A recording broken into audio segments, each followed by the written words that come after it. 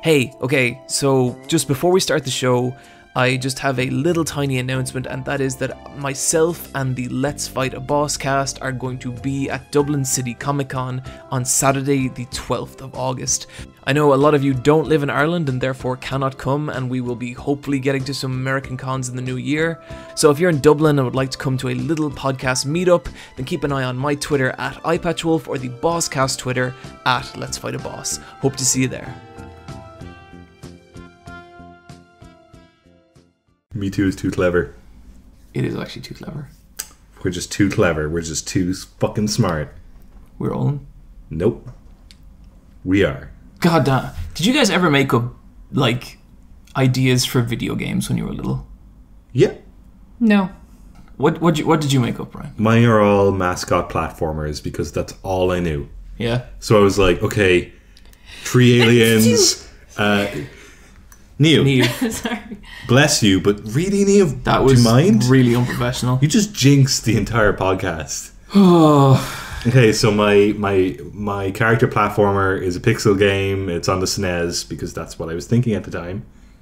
3 aliens crash land on Earth, and there's a big one, a small one, and something in the middle, and they all have different abilities, and you have to switch it between all 3 of them to go across obstacles. So I guess it's like that Vikings game on the Sega. Cool. But it's puzzle platformer. And what kind of mascots were they? There was like a big one, and he could lift stuff and move stuff around. And they didn't have like identities. Like, who was the big guy? What was his deal? Was he a rabbit? Was he a Knack. cat? This is Knack. Knack. He was a big blue. They look like the aliens from Space Jam. You know, those aliens from Space Jam are fucking cool as shit, and that's a great movie, and I hate it when people make fun of it. It's a classic. I can't wait to see the Super iPatchWolf video on Space Jam. Well, you should watch Space Jam. Because I love Space Jam. I might call it Why You Should Shut the Fuck Up and Watch Space Jam, because people talk so much shit about that movie. Okay, so my new video game idea is, you know how people like bringing back the oldies? I want Space Jam on iPad, or I want Space Jam on Steam, but it's like full-blown character customization, and you could put in any animated character. So you can have, like, Sasuke Uchiha. Sasuke versus Peter Griffin on like a basketball court, and he's like, "You think that's bad? Oh, help! I have no identity." And Sasuke's like, "Me too." And then they kiss. I mean, Sasuke and Peter Griffin are pretty much the same character. Yeah. Yeah, totally. So when I was like 9 or 10, I spent a lot of time in like bars in Clemesson, and I'd really like to go on the jukebox, and I got to know a lot of the jukebox songs, and a lot of them were really weird, like stuff you wouldn't hear over here, but because the jukebox was from America. And so I designed a game based on my favorite song from the jukebox, which was a track called Cop Killer from the Ice-T album Body Count, and it was a game about murdering police officers. Fuck it. Did you get it? Because it's real. No, like, I didn't have any opinion on police officers at the time. I was just like, man, who'd be tough to kill? The cops. And there's that song I like. John's awake. Yeah, I'm totally woke. No, awake. You're not woke. But yeah, in hindsight, I think I would have probably had some certification problems with that one. Like, wouldn't have aged very gracefully. I think we can all agree.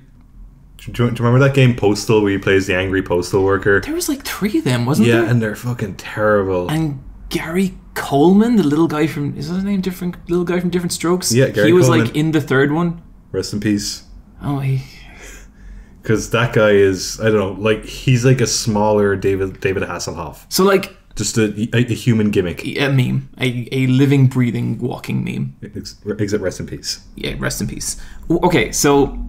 With all the respect in the world, what was going on with that guy? Because he was real small on Different Strokes, but then he never grew up. Well, he had dwarfism. He was a little... Okay. But he was super adorable looking. He was. Yeah. In Different Strokes. And I just think like they kept pushing the adorable thing. And when he was when he was a teenager, you know, and that's when the dwarfism really set in. They still kept making him play an 8-year-old. It's because he had a baby face. Yeah, he had big like puffy cheeks. Did you ever see like the guy who kind of came before him from like the 60s and 70s. He was this one kid who appeared in all the advertisements, and he was really weird because he was actually like, he was pretty hideous, but the ugliest boy. But like, I think people thought it was cute, and I remember thinking that's really weird. And I was listening to a podcast, there was this entire episode about him, and it was like how at the time he looked kind of hideous, but I don't know what it was, but people were like, oh, that's cute. What but did he sell? What is this? He was on every advertisement. Was he selling like cereal or like cereal, bread kids' food, like just everything. He was just ugly boy. Ugly boy. Cereal. Ugly advertisement boy. Is this the 80s? Oh, earlier, I think the 60s or 70s. Yeah. I can try and find the name for us. This is my search. This is my Google search. Is this kid like in black Ugly and white? small boy. Red cereal hair. Boy. Oh God. No, search images. You got to get this. Okay, so I know we don't. I know usually this is. I know this is bad etiquette for podcasting, but I think this is important. Do you know what? For the podcast thumbnail, we will have this boy on it. Okay. Okay. I don't like. I mean, they don't look any. Well, yeah. I'm not seeing anyone specifically ugly. He would jump out at you. Okay. I really want him there, and he's advertising salt, and it's just like salt, original and best.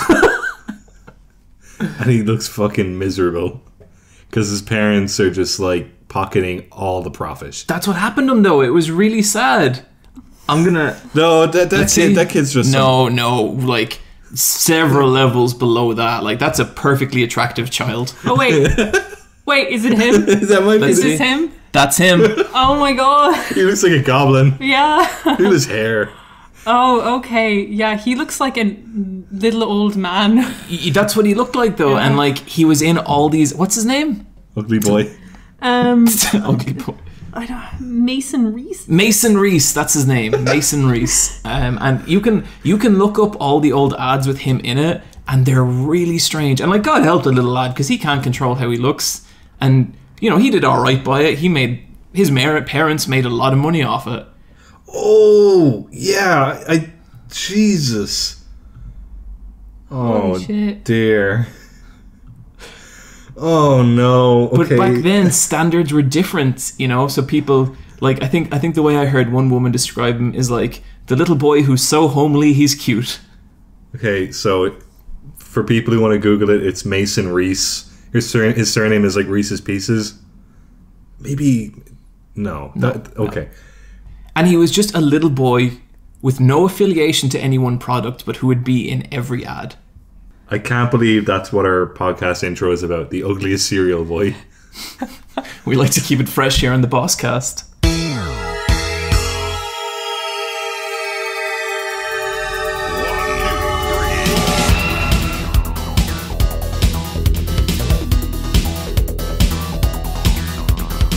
Welcome to the Let's Fight a Bosscast, the world's strongest video game podcast, episode 55. The strongest podcast in the world, Dublin, Ireland. That's true. The strongest podcast in the world, Dublin, Ireland, that is bi-weekly. Yes. Yes. We don't want to make claims we can't back up. No, you are not getting this once a week.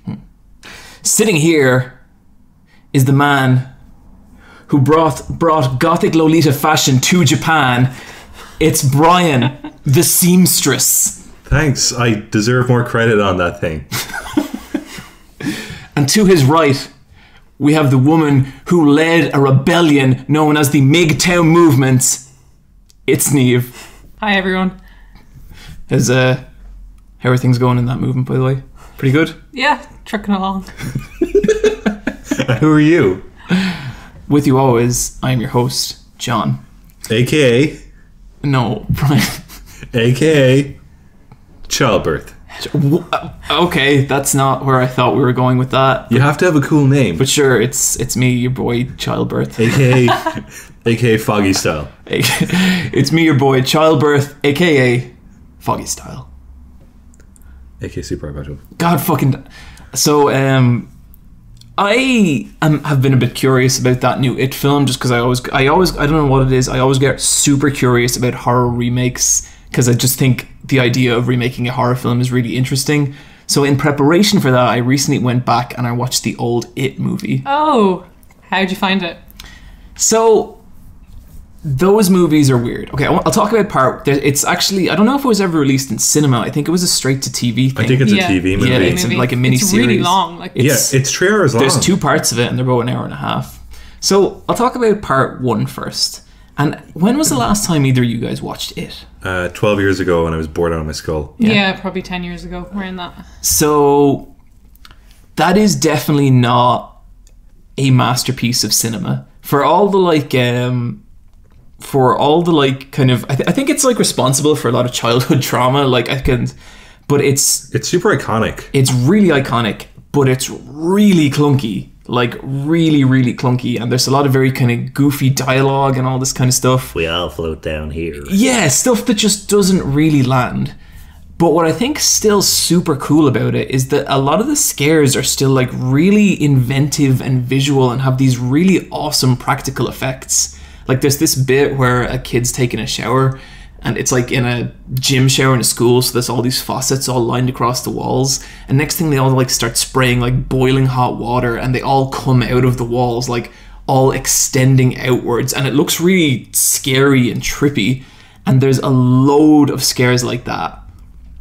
And I think even some of the editing and direction is really strong as well, but it's just like the actual story in the film is super bad, but the scares are super good. I think that's what a lot of Stephen King, though. Yeah. Like, he's not good at payoffs. It's just, even, there was another direct-to-TV movie of his book Cujo, which is about the dog who gets rabies. Yeah. And that's the same thing. It's clunky and kind of crappy, but the scares are really good. Like, and it's funny, because I remember I read a book he wrote ages ago called Dance Macabre, which is like just him writing about horror. And the way he described horror was like, you could get like a really bad movie, but there'd be one element in it that was really scary, and that could kind of make it work. And that was kind of the thing with horror. And I think there's always been a lot to that, but it's weird seeing it in his own work. But that's the kind of first part. And I think the first part, it holds up in its own goofy, weird way. Like, they're goofy movies. But the second part is so fucking weird, because the second part is when they're all adults, right? Yeah. And so I think the first part you're kind of okay with all this goofy shit because they're kids, but all the dialogue in the second part is so weird. There's all this stuff. It's like 7 friends and one of them's a girl, and she is so strange in the second part. She keeps like making out with all of them. And well, there's that's kind of how he writes women. Yeah, but it's like she's the girl, so like her hobbies include like fashion and kissing. I mean, Niamh. yeah, That's Niamh true. for you, yeah. Niamh kisses so many people. As the resident girl, it's all we talk about. I know. She's kissing someone like right now. It's really inappropriate. And so I was watching it with my girlfriend, and I think halfway through I was like, hey, Michelle, you know what I'd do if it came after me? And she was like, what? I'd be like, I'd punch the fucking shit out of him. And she was like, yeah, okay. And They probably bite your fist, though. I kept making that joke all the way through the movie, and I couldn't remember how it ends. Is it okay to spoil it? Yeah, it's like, ridiculously it's old. super old. They punch the shit out of him. He turns into a giant spider. Which I thought they was roll him on his back and they beat the shit out of him with their hands and feet. And I was like, oh, okay. It's the best way to defeat a clown. It is the best way to defeat. Just start wailing on it. Yeah, I remember I was super disappointed he turns into a big spider thing at the end. It's awful. Because the whole idea is that he can be anything, and so for the most part he's represented as a creepy clown, but sometimes he's just like a disturbance. I like the girl's backstory in that he's just like blood that you can't clean up in the sink. Yeah. And only she could see the blood, and she has to clean it up, and it takes ages to clean up the blood. I think, and then as soon as she cleans it up, he just does it again. Yeah. That was good. I think there's a scene I really like at the start of it where a boy's brother dies, he gets killed by it, and he's in his old room, and he's looking through the photo album, and next thing the photo album starts bleeding. And then his parents come in, they're like, what are you doing here? And then like he's like looking at the blood, and they look at the blood, and they both get really upset, but then it's like they don't want to say anything. And I thought that was really cool, because it was like it made it seem like his parents were terrified of it, but they didn't want to talk about it. And I thought that was like a really interesting idea, but then it turns out they just can't see the blood, which I thought was like a lot less interesting. Because I think the idea that like your parents, the people who are supposed to protect you, that they'd be so scared of something, that was really interesting. But seems like maybe you should write horror. Or YouTube videos. Yeah, maybe I'll do a video on horror someday. But the first part I think genuinely holds up. I think it's genuinely cool. The second part is like so bad it's good. Like it's laughable. Did you watch the new trailer for the new It then? Yeah. Is that going to deal with them as adults, or is it like the first part of it? I think it's the first part. I'd be interested to see it because like I think it'll probably be terrible. But I mean, I think if you tightened up that movie, you could have a genuinely classic horror movie. But I don't know. I think people's idea of what makes it scary, like a clown down a storm drain. And he's also played by Tim Curry. And Tim Curry's amazing. Yeah, Tim Curry's such good casting. Everyone else is terrible. The concept of it is scarier than the actual film. So I'm kind of hoping that with this film, they kind of push people's image of they have of it in their head and make that more. Because that's what's scary about it. Yeah. There was this one really amazing bit that's like so out of date now, where it's like there's all these murderers happening all over town, and it's it, you know, and there's all these kids hanging around by this riverbank, and they get caught by a police officer, and like he's like, "What are you kids doing down here? Haven't you heard of all the murders?" And they're like, yeah, and you know, they talk to him, and it turns out he's actually really nice. And then at the end he goes, okay, you kids know there's been a bunch of murders in this town, so if you're gonna come down here, come down in a group, okay? And it's like, wow, this film was made in a different time. That's yeah. I mean, I think people should check out the movie, Bryan. I think if you watched it now, I don't think you'd be bored. I'm not saying you'd like it, but it definitely falls into like laughable territory in parts. I'd be stimulated. You would be stimulated one way or the other. Okay, that's good. Niamh, you checked out Glow. Do you still like Glow, John? I do. Here we go.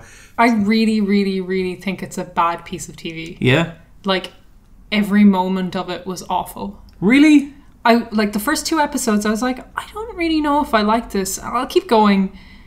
Kind of expecting it to get better each time, and it never did. It was dry and boring, and I really thought it was a total missed opportunity. I was so primed to like it, and I thought it was awful. Oh, that's a shame. Consider the subject matter. But they don't wrestle. There's literally 20 minutes of wrestling in the entire 10 episode series. But there'd be like a few little bits interspersed throughout an episode, and I'd be like, oh. Yeah, but like, okay, one bit that got to me. So this is my problem with it. You see the trailer and you think this is going to be campy. There was 100% zero camp in this film, in this series. No camp. It's not campy at all. The main character is made to be unlikable. Ruth, like, she sleeps with her best friend husband. That's how the thing opens, and it's kind of her dealing with that aspect of her friendship. She's like a shitty person. She's a shitty, awful person, and I hate her. And like every time she's on screen, everyone's like, "Oh, fuck off, Ruth." And I'm like, as a viewer, I'm like, "Fuck off, Ruth." Like, I don't like watching her, and that's shocking to me because it's Alison Brie, like, who is what's her name? Anne from Community? Not Anne. What's her name? Annie from Community, who's so funny and so likable that I was just shocked that she was so deathly unlikable. And then all the girls, all the other characters don't get a look in. They get so little time to be developed, they may as well not be there. Like, I don't really know anyone's story. I don't know why they're there. I don't know why they chose to do wrestling. Like, it was just super thin. But what it was about all the time was the director. His projects, his films, his dreams. Like, it was all about this guy and his sexual relationships to like 3 of the women in it. It was just so annoying. It was just boring and a missed opportunity. And yeah, I think I still really enjoyed it. Like, I get what you're saying about Alison Brie, but like, I like shitty characters and things. But who do you latch on to like in that? Well, Piper gets shitty in Orange is the New Black, but there's so many other characters to like around her, you know? Yeah. She, like, with this, it was like, it's either Alison, Bree's character, Ruth, or it's the director guy, and both of them are human garbage. Well, with Alison Brie's character, I liked what a piece of shit she was, and I like how like wrestling was like the only thing she was doing right. Mm-hmm. Like I liked that because it's like she was fucking up all around her, but like there was this one thing that was good, and I like. She doesn't even get this kind of like episode 6, first time we see her wrestling, and she's wrestling, which I think is the best character, is like Machu Picchu's character. She was great. She's my favorite in it. She's wrestling her, and the 2 girls watching go, when did they learn those moves? I don't know, because they didn't show them learn the moves. They actually skipped out an opportunity to do a training montage, and they were like, we're not going to even bother show this. And they did that all the time. Loads of things happened, and you're Did kind they of not like, have the bit where they when were did that training with happen? Machu Picchu's brothers? That comes after, Okay. when she's training with the blonde girl. Well, for the I match. just took that as like they were both more into wrestling than the other girls. But why wouldn't they show the wrestling training in a wrestling TV show? They did, but they showed like the montage of her watching wrestling and getting into it and getting ideas. But then she learns all the moves. I was just like, literally 5 minutes of them training together would have made that episode way more enjoyable. Yeah, I guess that didn't bother me. I don't know. I think the writing's crappy. I just found it really boring. Yeah, I actually really enjoyed it the whole way through. Like, I'd like a second season. You're getting a second season, don't worry. Yeah, maybe the second season will be better because they've established the wrestling at this stage. They might focus on other characters. In It's season funny 2. because, like, the documentary for it, did you watch that? Yeah, I did. It's pretty cool, I think. Yeah, that's really good. That starts exactly where the series ended, and that looks like the way more interesting story. Like, I'd like to see what all that shit was about. But the documentary was about the women who was wrestling, and the series was about the director. I didn't really think the series was about the director. Like, it was more He's about the only one who has an arc. Alison Brie. Sleeps with husband. Is shit. Learns wrestling, acknowledges she's a shitty human. And then, like, same with the wife, although I wish she hadn't. I wish her character hadn't gone the way it had. Yeah. But, like, they all had, like, significant character arcs. And, I like, don't think they were really, significant. I did. And then, like, I really enjoyed the joke about mothers and lovers and that script. I thought that was really funny. I think the idea that we had to hear this guy explain his shit script over and over again was so annoying. He's like, here's my great idea for a movie. It's like, I don't care. Anytime it came on screen, I was like, I don't care what you're going to say. I absolutely loathed him as a character, and a lot of them. He's the most famous actor in Oh, this I one. know. That's why he got all the screen time. Yeah. Like 80% of it is him. Well, like, Oh, Niamh, come on. 80%. 80% of the narrative weight is him. I don't know how to quantify that, but I disagree. I don't know. For me, it was just a big... It didn't do it for you. Didn't do it for me, and I'm really shocked because I usually like Gingy Cohen stuff, and this was really disappointing. did you watch Girl Boss?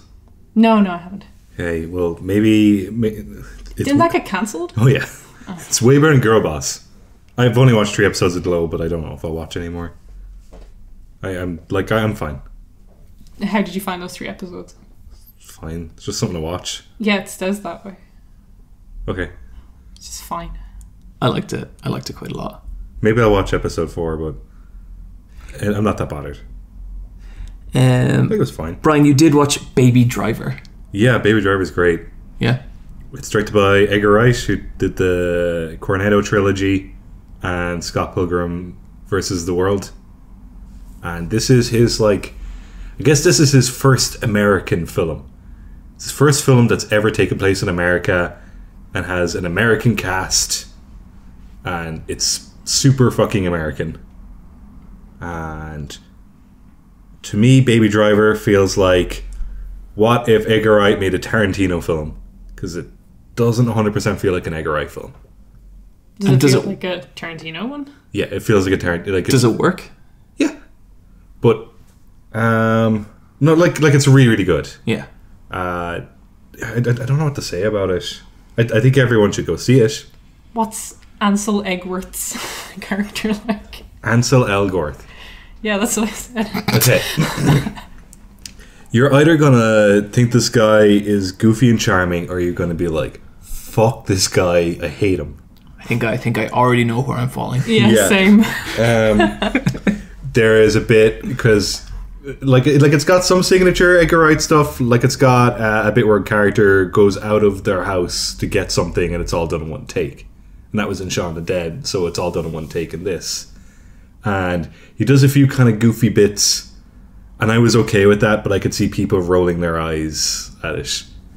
But he does some weird shit in that film, but a lot of the weird shit he does is part of the storyline. Like, it comes up later as a plot point, which I thought was really, really clever. Yeah. Like, it's got a really, really tight script. How does the whole timed to music thing work out?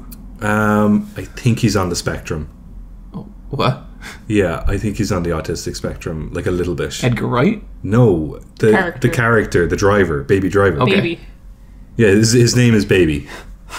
His name's not actually they've all got code names because he's the getaway driver for a heist master who hires different crooks every time he does a job, but it's always Kevin Spacey who organizes it, and Baby Driver is like the only one who's like part of the crew consistently. Okay, yeah, I get you. Do they hook up the music with the action? Is that a continuous thing throughout the film? Almost every gunshot fired is in tempo to the music. I can't tell if I think that was amazing or really fucking dumb.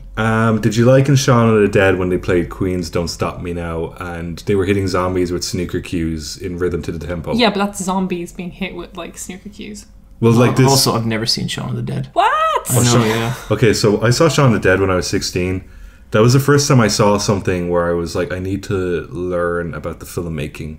Really? Yeah. That's really... Whoa. and I do really like his other stuff. Like, Yeah. I liked Hot Fuzz a lot. Shaun of the Dead's better than Hot Fuzz. Yeah. Oh, I think I like Hot Fuzz better. I think Hot Fuzz is super so fun. funny. No, I think Shaun of the Dead. I'm from a small town. It's about small towns. Yeah. It's really funny. I absolutely love Shaun of the Dead. I think like that is such a tight script, and all the weird little throwaway lines of dialogue all come back into it. But there is bits of that in Baby Driver, and there's some fucking amazing action scenes. Like the best chase in that film isn't even in a car; it's all on foot. Really? And it's fucking amazing. It's so well, like it's such a beautifully directed film. And it's I don't know. I think Bryan, it sounds like this is a thumbs up. yeah. Oh, there was some Yeah, hesitation yeah. there. You don't like you can say you love Shaun of the Dead pretty easily, but This you're film could kind be of- better. Oh, The twist. It has weird editing beats where some scenes don't flow into the next scene super well, and there's 30 minutes into the movie it feels like the end of the film because they just didn't use the right song in the right way. Sure. And they filmed something in slow motion that they shouldn't have. It's just got like I just think he should have watched it with fresh eyes once Yeah. more before he sent it out, because I think it's a bit messy. I find There. films like that, you know, like 80% films where you're like, oh, I love so much of this movie, but there's these fucking things. Yeah, it's not a solid constructed film. Yeah. Except when it is, which is really weird. what was the best song use in it? Was there any name a song in it? I don't know any of them in it. But they're all like dad songs. Oh, really? Okay, yeah, I didn't expect that. Thought they'd be like baby. Like baby is like what, 17? No, he's like 20 something. Still, that's a baby. But like it's real cool because he uses iPods and he uses burner phones, because the last thing you want to do when you're a getaway driver is use an iPhone. You don't want GPS tracking. So all his shit is like analog or like very, very early digital cross analog technology. And he has like a shit ton of iPod Nanos and stuff like that because he just steals them from You know what would cars. have been really cool if he had a mini disc player. They suck. They I had a suck mini disc so- player and it was great. They were so. I can have 3 albums. Okay, Just before MP3 happened. That's just the right length for a really good playlist. the best song in Baby Driver is one of his own songs. Okay. This is an original. It's a good song. So, have either of you Bryan, you still sound like you're pretty up on Baby Driver on. Yeah, and everyone should go. It's a fucking original film. Like you never get that anymore. How many smiling Bryan heads does it get out of 5? 5.5. Out of 5? So it's it's beyond reality. But it's a bit heavy.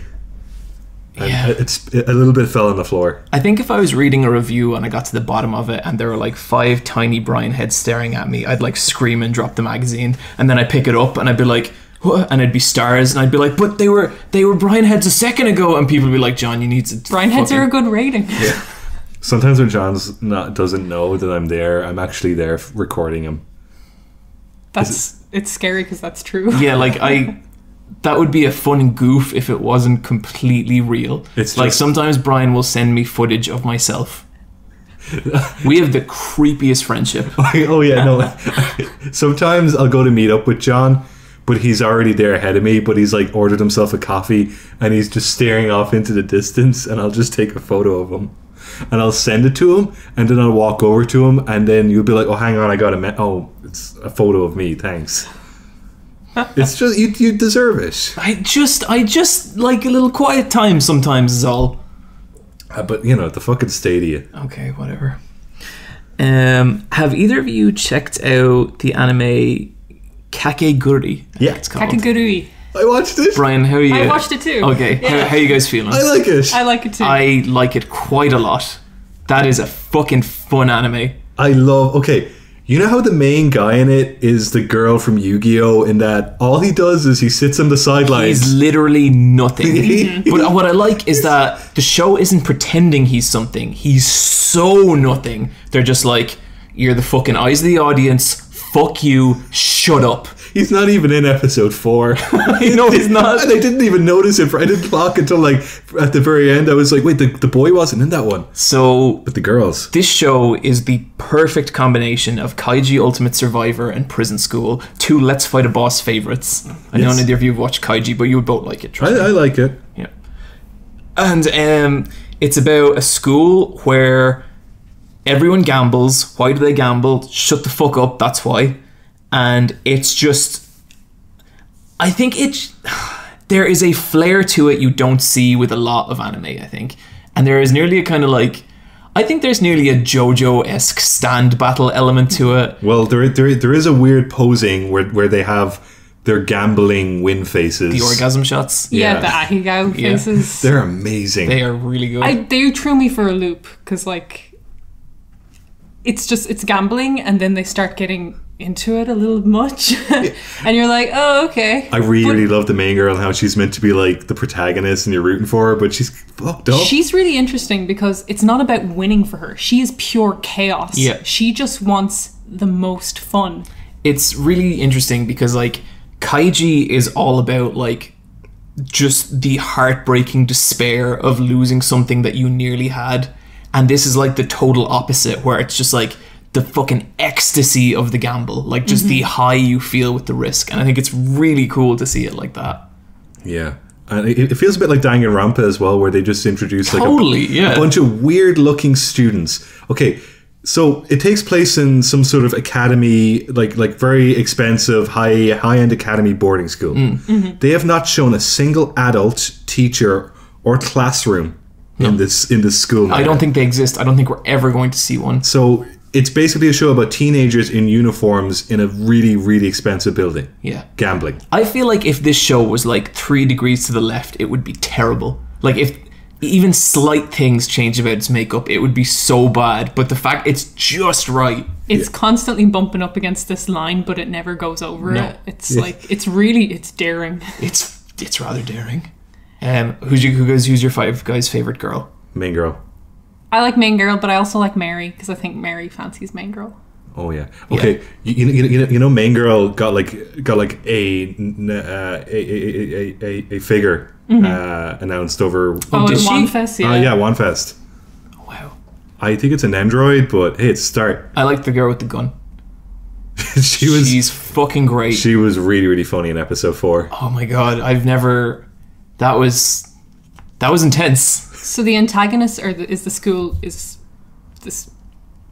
president? It's the student body it's the council, student- like every school anime. So it's kind of got this hierarchy. I really liked the really traditional girl in her traditional Japanese outfit playing the really traditional game. Yeah. And just like she was.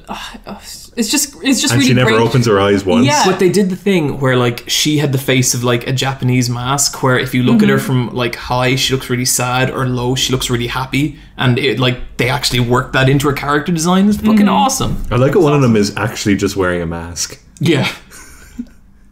And I love the opening credits. They're animated by Sayo Yamamoto. Wow. Yeah. She is the master at sexy things. I'm surprised she didn't put skating in it. she held back. She You handed in the first draft one. Yeah. And like they looked at the first frame and it's one of the characters on ice skates and they just shoved it back We're to like, her. No, we said no. Fun must fact: walk. the ending theme for the episode 54 of Let's Fight a Boss was the ending theme of Kakegurui. Really? Yeah, I put it in there. I didn't know you were watching Kakegurui at that point. It's just on it, John. Okay, Just yeah, on it. you got it together. See, what happened with me was I watched it over the weekend, but it was because I think Thursday or Friday last week, John was like, Brian, you got to see this. And then he was showing me like some thumbnails of it, and I was like, okay, sold. The faces are really, really good. Yeah, I thought you'd like it, and that was after the first episode, and then I watched the second episode where the girl was like, let's bet with our fingernails, and I was like, oh god, I hope Brian watches this. That was so good. I'm really pumped to hear you're enjoying it as well, Niamh. Yeah, like I mean, it does bump up to a lot of anime bullshit, but like It's anime, what the fuck? it's anime and it's doing everything so well. Yes. And so polished, and it's so enjoyable, and like it is all this traditional games, and I don't know the games they're playing. It doesn't matter because it's so good and I'm invested, and I think that's a really important thing to get across. I think one thing I do kind of like about it is like it is a super sexual show. Like there's no getting around that. Like a lot of the gambling is just like the girls like orgasming and stuff. But I guess what I do like about it is like none of it feels like super rapey, you know, which is a low fucking bar to set, but it's anime. Like a lot of the girls are like, they're the ones who are into it, like they're the ones who are excited, and It's completely consensual. yeah, and like again, what an incredibly low bar to set, but I'm glad it's that way. So yeah, just to put that out there. Yeah, like don't go into this thinking it's not going to be weird. Oh, in that yeah. way. Like, yeah. But this is a good kind of weird. I'm glad we're all on this road together. For once, all three of us like something. Yep. How often does that happen? Well, Undertale, and that was about it. Yeah. Yeah, we all like ragging on Undertale. Yeah. I don't. We all enjoy disliking Firewatch. Yeah. That made me really sad. What a waste. Yeah. Hey, let's get to that later.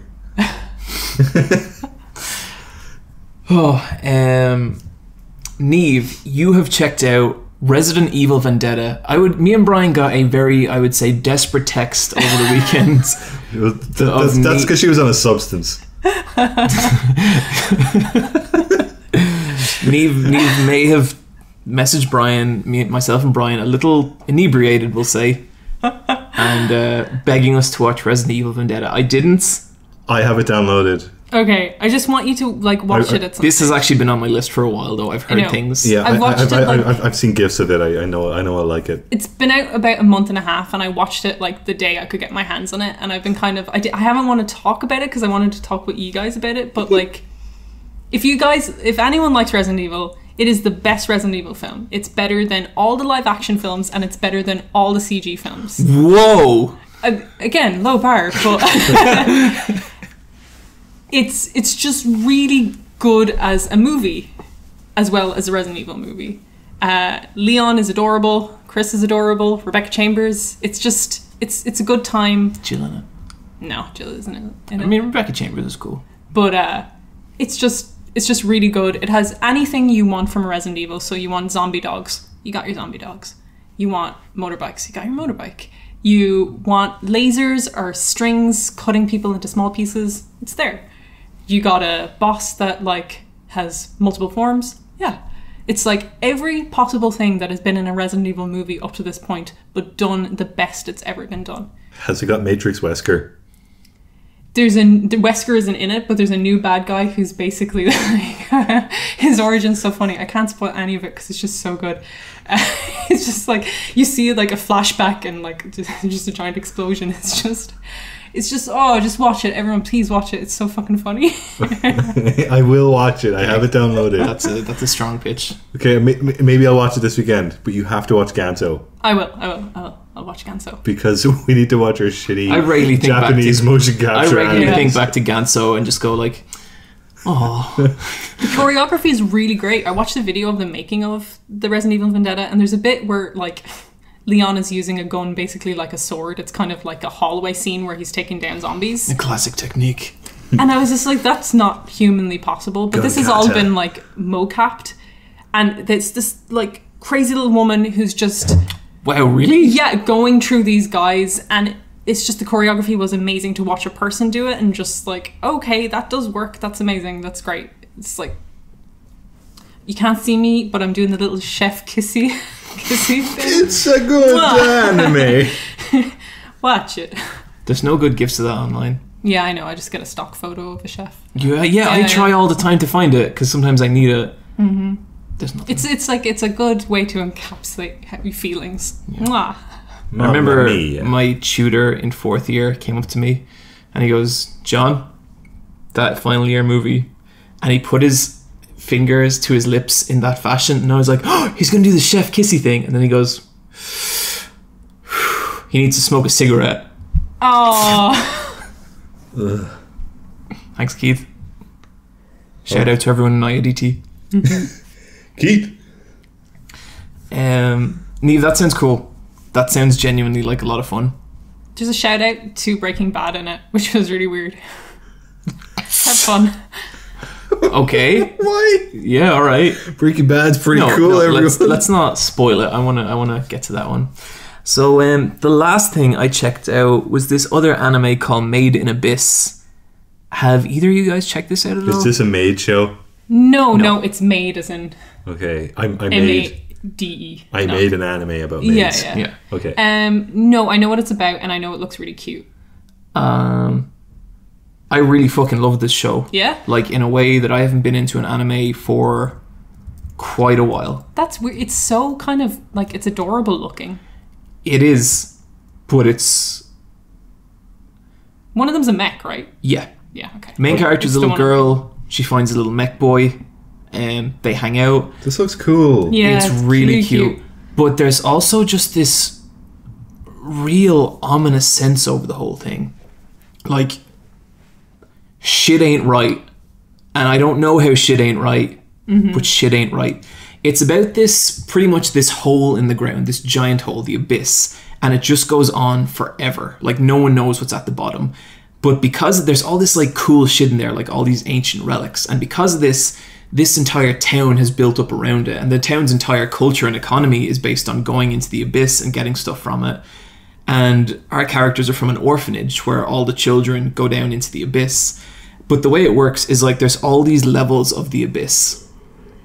And, like, there's, like, the first level, the second level, the third level, the fourth level. No one's ever been past the fourth level, because the further you go down in the abyss, first you start feeling sick, then you start, like, vomiting and throwing up blood, and then like, no one really knows what happens past the fourth. All it says is that you lose your humanity.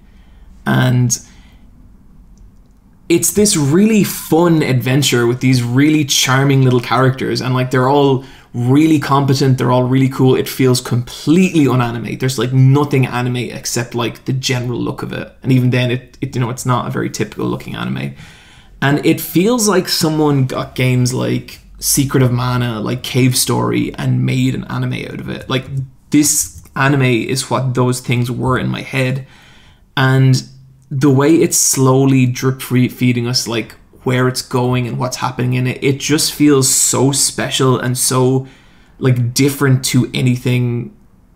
I've never watched a show like this, you know? And, like, whenever I'm really, really into a show, it's like, it takes me a while to warm up to anything, but the first sign that I'm, like, getting really into something is when I stick around and watch the next time on, you know? And the last time, I think the thing I could compare it to the most is it has a feeling of Hunter x Hunter, except it's not a battle anime. It has that same sense of wonder, that same sense of possibility, and where I am, like, I mean, I don't think it's a spoiler to say at some point the two kids venture into the abyss. Like, that's where this was going.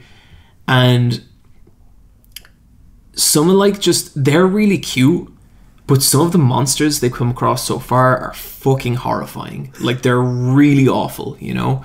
And some adults kind of know that they're going on this, like, pilgrimage to the bottom of the abyss. And it's really weird because, like, in a lot of shows like this, you know, it's like, you know, it's the Pokemon thing. It's like, oh, you're leaving your family and you're going off on this big, beautiful adventure. It's the start of your life. All the adults are treating the kids like they're dead. Like, they're all like, it was really great knowing you, and it really sucks that you have to do this. And it's got real weight to it, but they're too young to realize that. They're just like, we're going on an adventure. And, like, the way it justifies them going down into it and all that kind of stuff, it all really works, you know? And there's this bit where the girl's mother in it, there's the way all the, like, the mining works is you have your red whistles who are, like, your youngest miners, and they're only allowed to go to the first floor. And then you have, like, your purple whistles, your black whistles, and your white whistles. And the white whistles are, like, they're the top tier mining people. And the main girl character wants to follow her mother, who is a white whistle, and she went down below level 4 and no one ever heard from her. If anyone goes down below level 4, it's considered a suicide because no one ever comes back. And it's just really compelling watching her. And in, like, one of the most recent episodes, they found her diary, and it had all these really fucked up drawings of all, like, these monsters that just look so much scarier than is the art style of the show. And it's just fantastically made. Like, everything, there's no boring exposition. You have to figure everything out for yourself. Like, there's a little bit where the boy's like a little machine robot, and he shoots his arm everywhere to form, like, a kind of net, and you're like, why is he doing that? And they go to sleep, and he's doing that because it's an alarm system, and, like, if you're not paying attention, you'd miss that that's what it was. And it just feels so fresh and so original, and I'm so happy because, like, Maid Dragon and Scum's Wish aside, which I like those shows quite a lot, I wouldn't rate either of them as my all-time favorites. This is the first show in so long where, like, I really feel like I'm getting my teeth into this. I can't wait to see where it's going, and it's fantastic, like, so far at least. That sounds amazing. Yeah, that sounds so cool. Yeah. The background artist is a former Studio Ghibli artist as well. Fucking amazing backgrounds. Just you can like, kind of see that soft shape to everything. Yeah. It's really pretty looking. And, like, the imagination behind, like, the locations, like, even just in the first 3 episodes, they make the village, and, like, you should see the village. It's just, like, all these houses surrounding this big, massive abyss. Like, it looks incredible. And then, like, one of the first locations is an upside down forest where, like, all the trees and everything grow from, like, the inside down, and they all constantly are dropping mist, and it's beautiful. And I am so happy this exists, and this is the kind of thing where I'm like, you know what? Anime is alright. Like, for all the fucking mediocre bullshit that gets, like, all the pandering nonsense that just gets wheeled out season after season, this is why you stick with it, and this is why it's great. I hope it doesn't turn to shit. I hope I don't end up eating my words, but, like, so far, I am so into this, and I just cannot wait to see where it's going. So, like, if you like Hunter x Hunter, if you like Studio Ghibli, if you like good storytelling, check this out. Like, if it keeps up the level it's going, it's really going to be something special. Whoa. Super eye patch wolf No, approved. fuck off. Not yet. I love it. It's really... Support me on Patreon. So just so everyone's aware, that was Bryan talking, not me. I know it did sound exactly like me, but yeah. Why you should watch. Why do I open up to you two about anything? Why you should watch my favorite cartoon by John. It's really fucking cool. I'm gonna watch that. Well, friends, I hope you enjoyed my cartoon. Kind of reminded me of Metropolis a little, because it's like a human kid finding a robot kid. Yeah. And how that's never going to end well. The creepy. No, don't say that. I give a shit about them. Well, you know, when they found those drawings, one of them was of the robot kid. Oh shit! Oh my god! What? I'm already invested. And, like, the robot kid's so cool because whenever he moves around, he makes all these, like, clanking noises, and he can shoot his hands out, and it's so good. Cool. Breaking my heart. Yeah. And with that, we're going to move into... Oh, we have actually a little redo from last week. So, we had a little talk about a movie that none of us have checked out, but I checked it out once. Bryan checked it out once, but Bryan's a racist. And he's totally not. I know I am. I guess we all are a little, it's just. Oh, I know society. I'm actually a racist. Oh God, Bryan. Oh my God. Okay, so last episode we were talking about Songless Out and how Whoopi Goldberg wanted it to be viewable again because they stopped circulating it, and we were like, why was it racist? And none of us have seen it. Bryan saw it when he was young, so we didn't really have an idea about why it was exactly racist. So we all did some reading because we all kind of were like, hey. What's going on with this? Yeah. We all did some reading and we found out exactly why it was racist. We're going to link an article. Yeah, and I think the article could probably put it a lot better than we could. Yeah, it's basically they paint over slavery in a way that... I guess there's an element of like, you know what? Being a slave's all right. Yeah, that's the exact thing they do. As long as you're happy. And it's like, So that's why. Yeah, we're gonna leave that there. Check out the article. It's a really well written article. Mm-hmm. I'm not a racist. Strategy talk.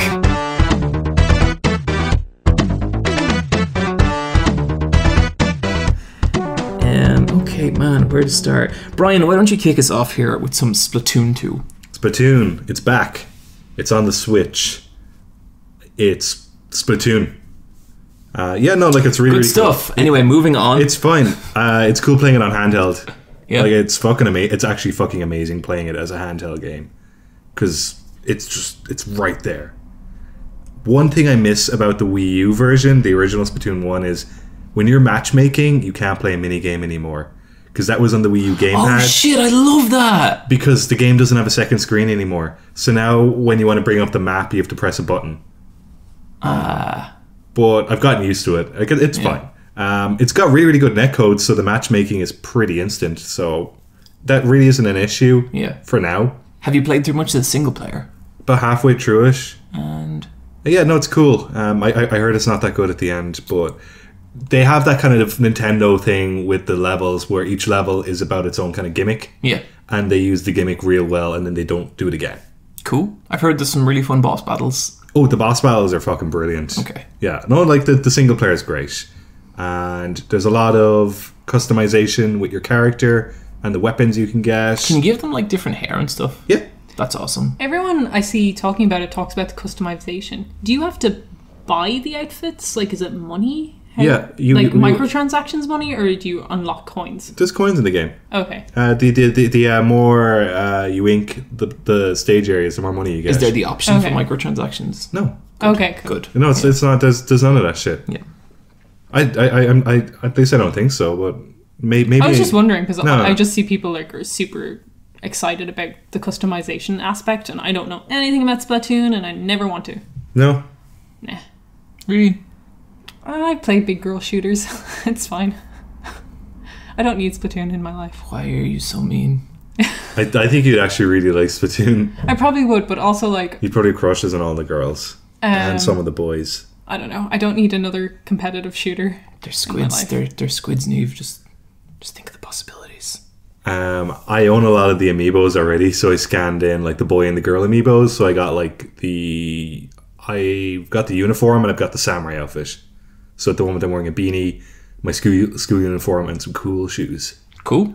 Are you getting matches easy enough? Yeah, it's completely instant. Cool. And there's enough people playing. There's too many people playing. Oh god, like months and months after the first Splatoon came out on Wii U, you still get a match no problem. And it does the friend code thing real well. That I've got like 15, 20 friends on the Switch, but if someone else is playing, I can just join their game. And the games are 3 minutes long, so you only have like a max of 3 minutes to wait until you can get slotted in. And the way it does it, it'll just bump you in because it's got 8 people playing at all times, but someone is always going to quit because someone's always done playing, and so then they'll just slot you in there, and all of a sudden you're playing in the same matches as your friend, but it's still random as to whether you'll be on the same team as them or not. Are you like backfilling? So say if someone's playing, it's a 3-minute match and someone has played like 2.5 minutes and then they drop out, do you play in 30 seconds? No. Okay. That actually, for me, that's probably one of the biggest problems with Splatoon, is that sometimes you'll play a match but only 3 people are playing, and one person is AFK, or they're not playing the game because it's a handheld. I think people are less invested.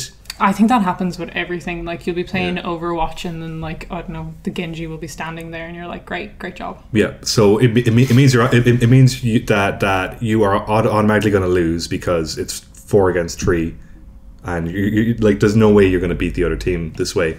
But I tried it myself by not playing a match, and then the next time you play another match, it kicks you out. Oh, so it gives you a penalty? Yeah, and it has a thing that says you didn't do much in the last match, and I was pretty suspicious.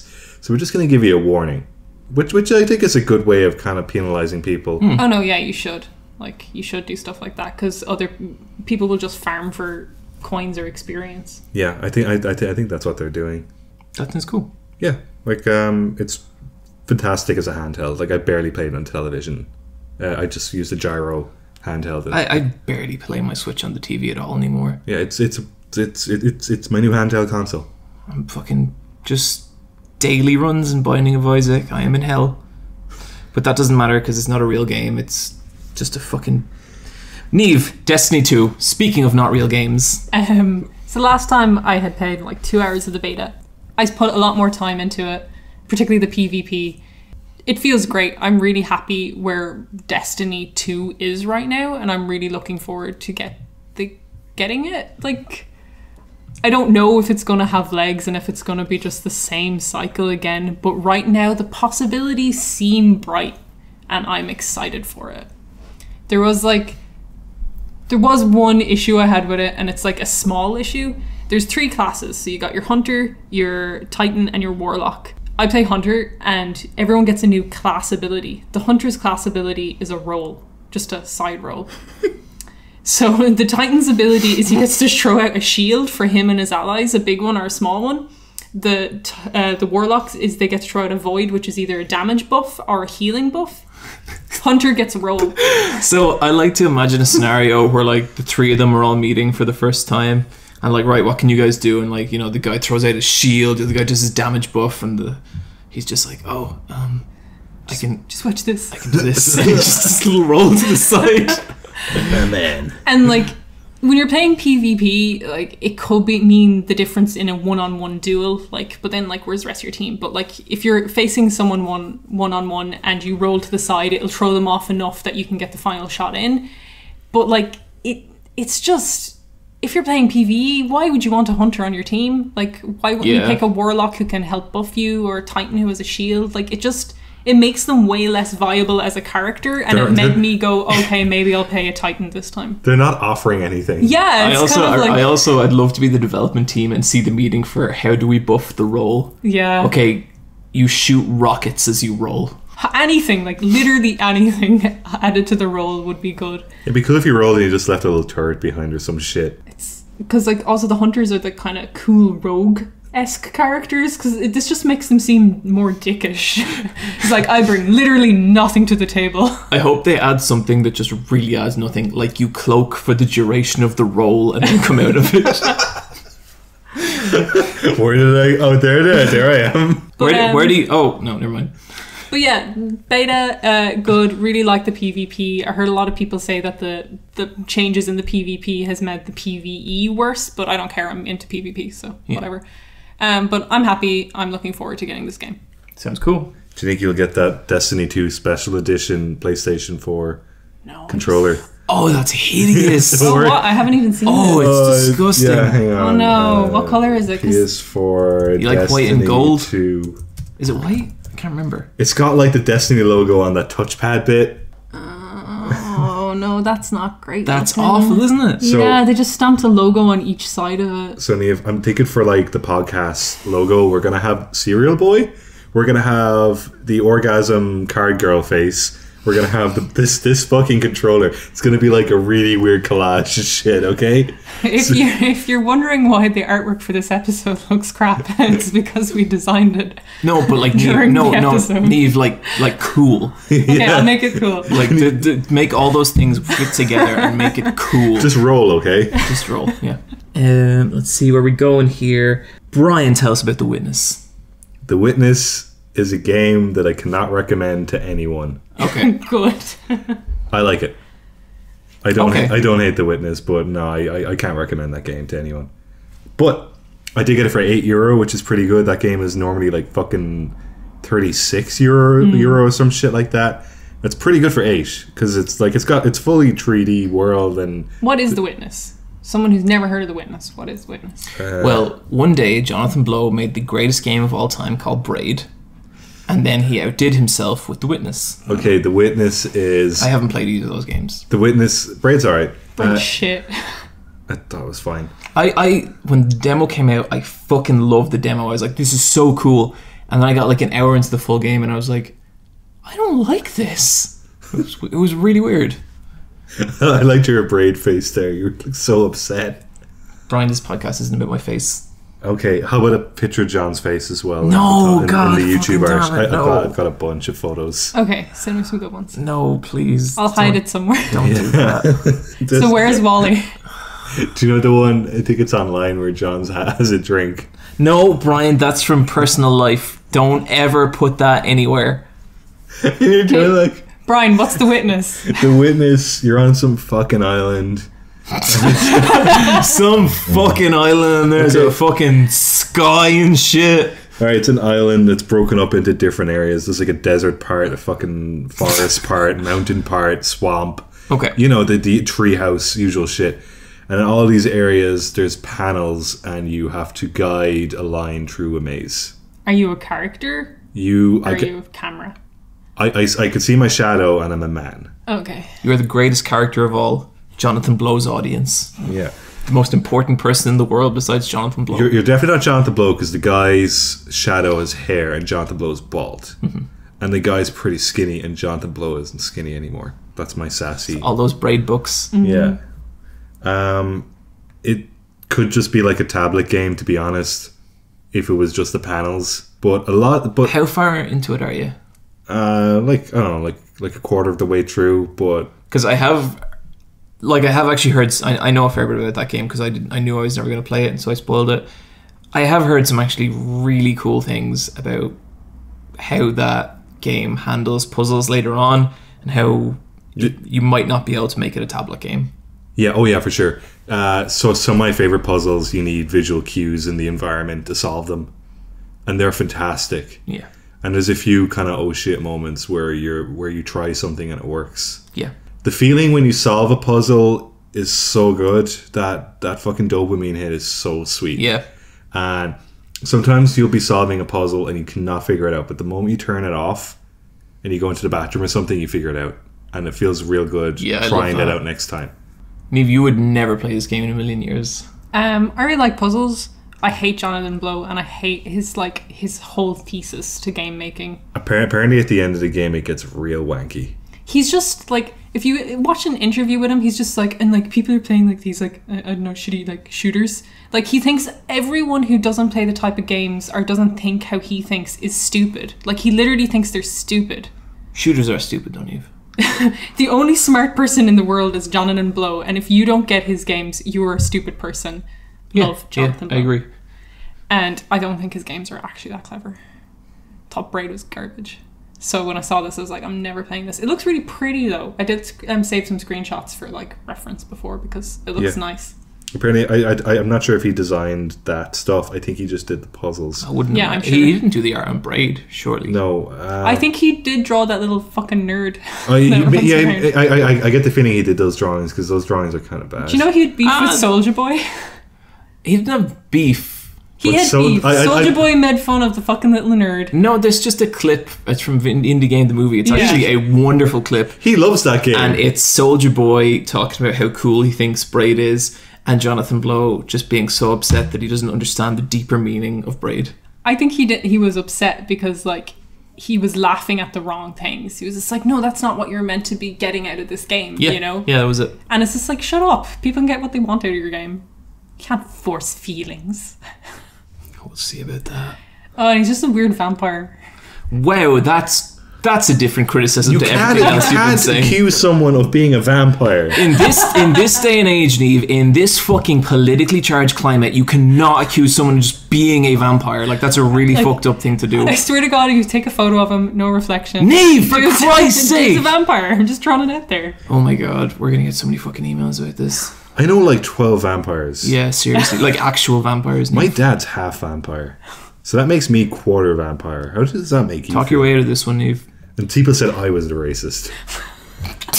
Jesus Christ, Niamh. I'm glad to hear you're having a good time with this one, though, Bryan. Yeah, I'm not sure if I'll play for much longer, to be honest. You won't finish it. No, I'm not. You've got your €8 worth. Yeah. Cool. I got the play braid. I could show it to you sometime, but honestly, yeah. Yeah, I think I know what I think of The Witness, and I don't think playing it would change that. Yeah. Niamh, you have also been playing Disgaea 5.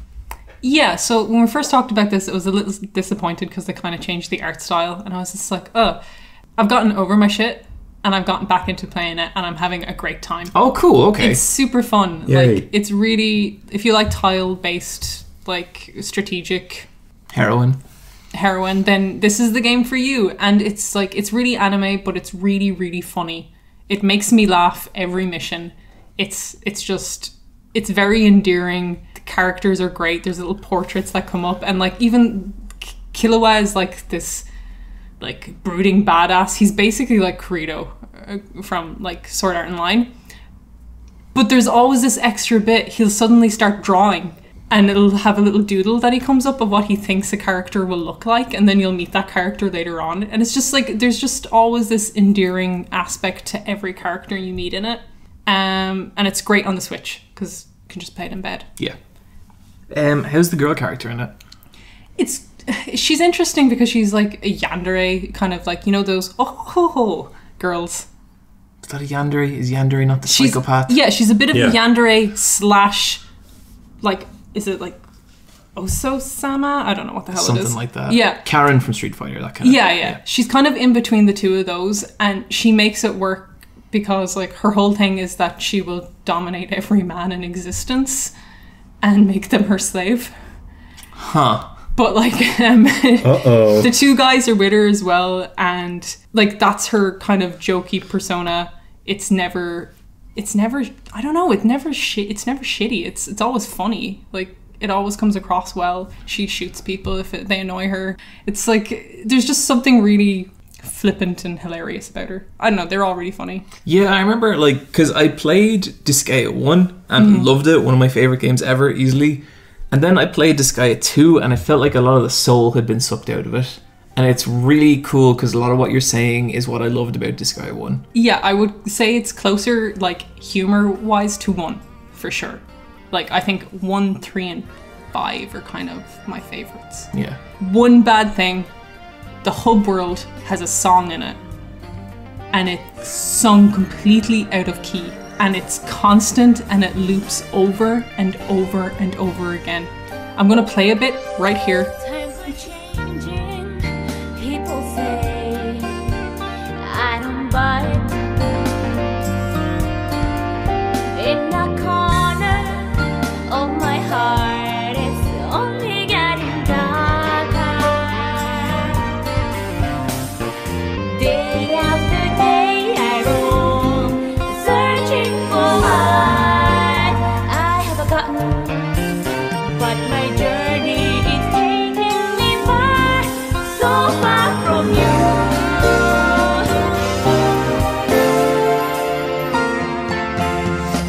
I'm moving. Okay, it's that over and over and over again. And the worst thing about it is it's a total earworm, and then you can hear the bad out of key singing in your ear all fucking day. So have you just inflicted that song on our listeners? Yeah, have fun with that. It's so it's so crazy. And when you go to the YouTube, I looked it up on YouTube, and there's so many comments have been like, I love this song. This song means so much to me. What a great song. And there's just one guy being like, are all of you fucking trolling? This is the worst thing I've ever heard.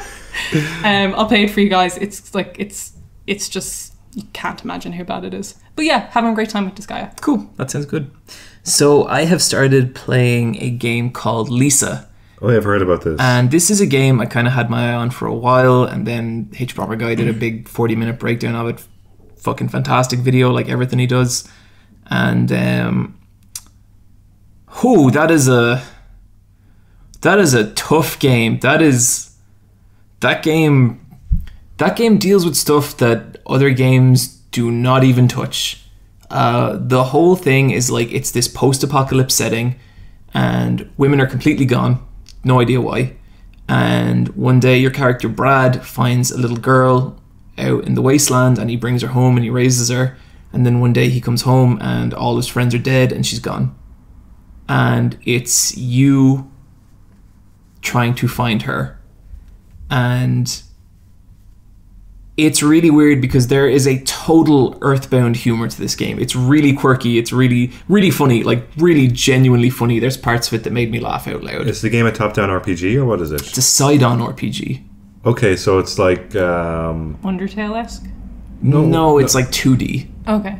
Oh, yeah. So it's like that one where the guy is in a zombie apocalypse with the masker across his face. Yeah, it's like that, except even like a little more nearly kind of platformy, except you can't jump. Okay. But is the game pixely, or is it? Yeah, pixely. Really, really cool little style.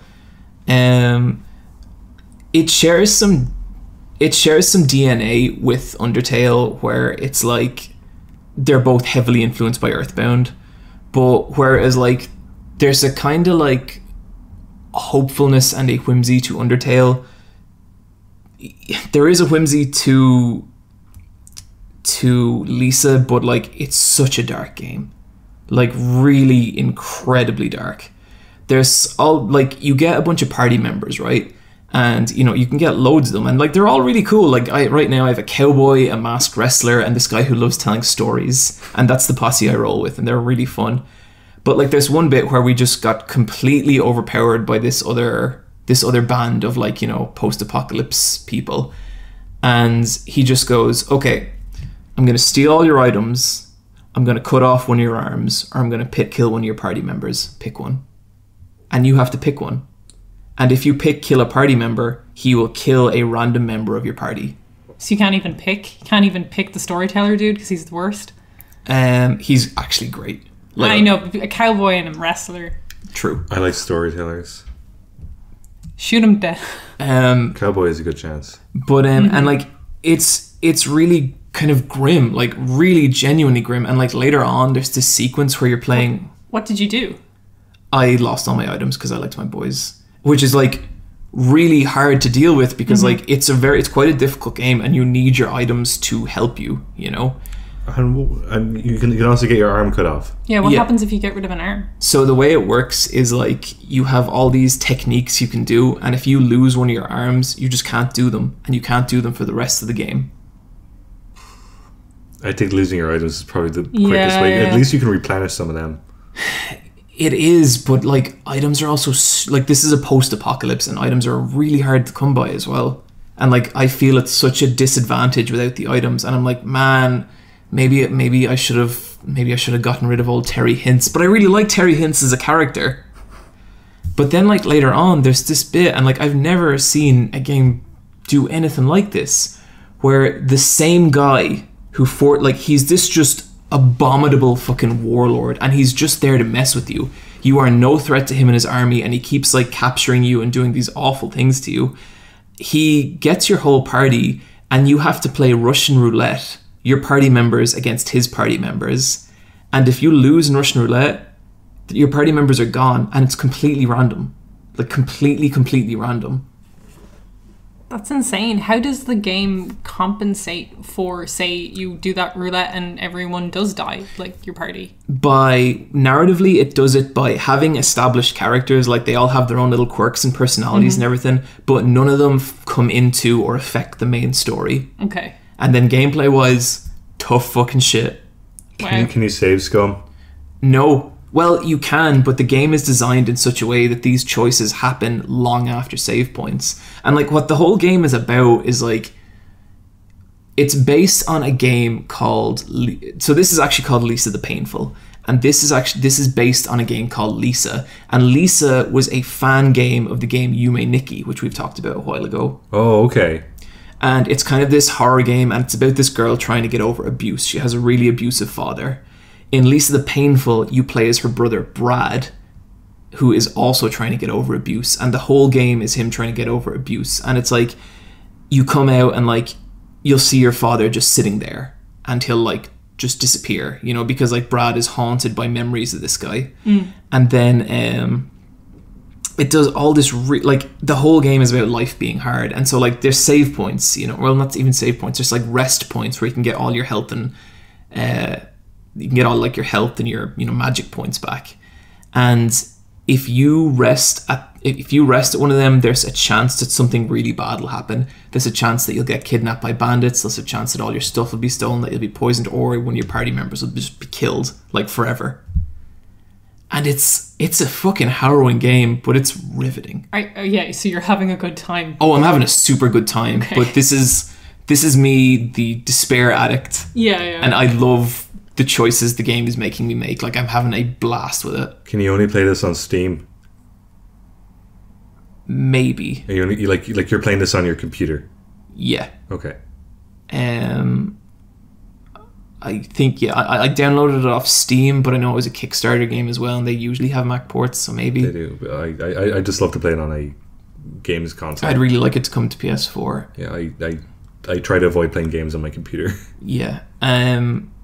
So, like, you know, it's a game about a man trying to get over abuse, and also how that abuse has also affected his daughter, who's Buddy, who's the girl who goes missing, and it's an amazingly entertaining game considering it's dealing with such a heavy subject matter. And, you know, if you want something different, if you have played Earthbound or Yume Nikki or anything like that, this is a super fascinating game, and I'm really, really having a good time with it, despite everything. Cool. Yeah. Niamh, let's talk Nier Automata. I think that might be one of my favorite games of all time. Like, just straight up. I love it so much. It's beautiful. Whereabouts are you in it? I finished the first ending. Okay. And I'm gonna go, like, I'm only about, like, 40 minutes into the second playthrough. But,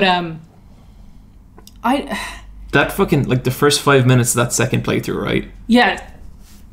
The whole thing is just very, like, it's special. I don't think I've seen...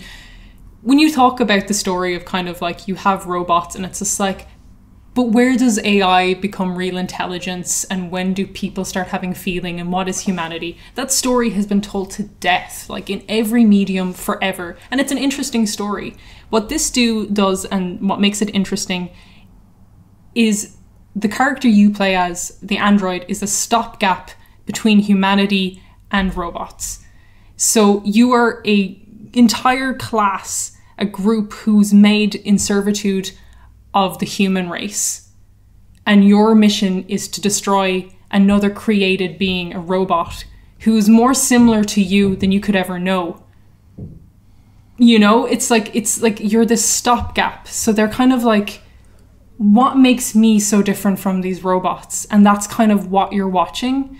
So the first playthrough, you're going through, you see the enemies go through an accelerated evolution of humanity. So first they're like just like they're mindless. The second they start building culture, they start wearing clothes. Then you get to a stage where they start they make a monarchy and they have a king and stuff. Then you get to another place and there's religion, and it's just this accelerated growth.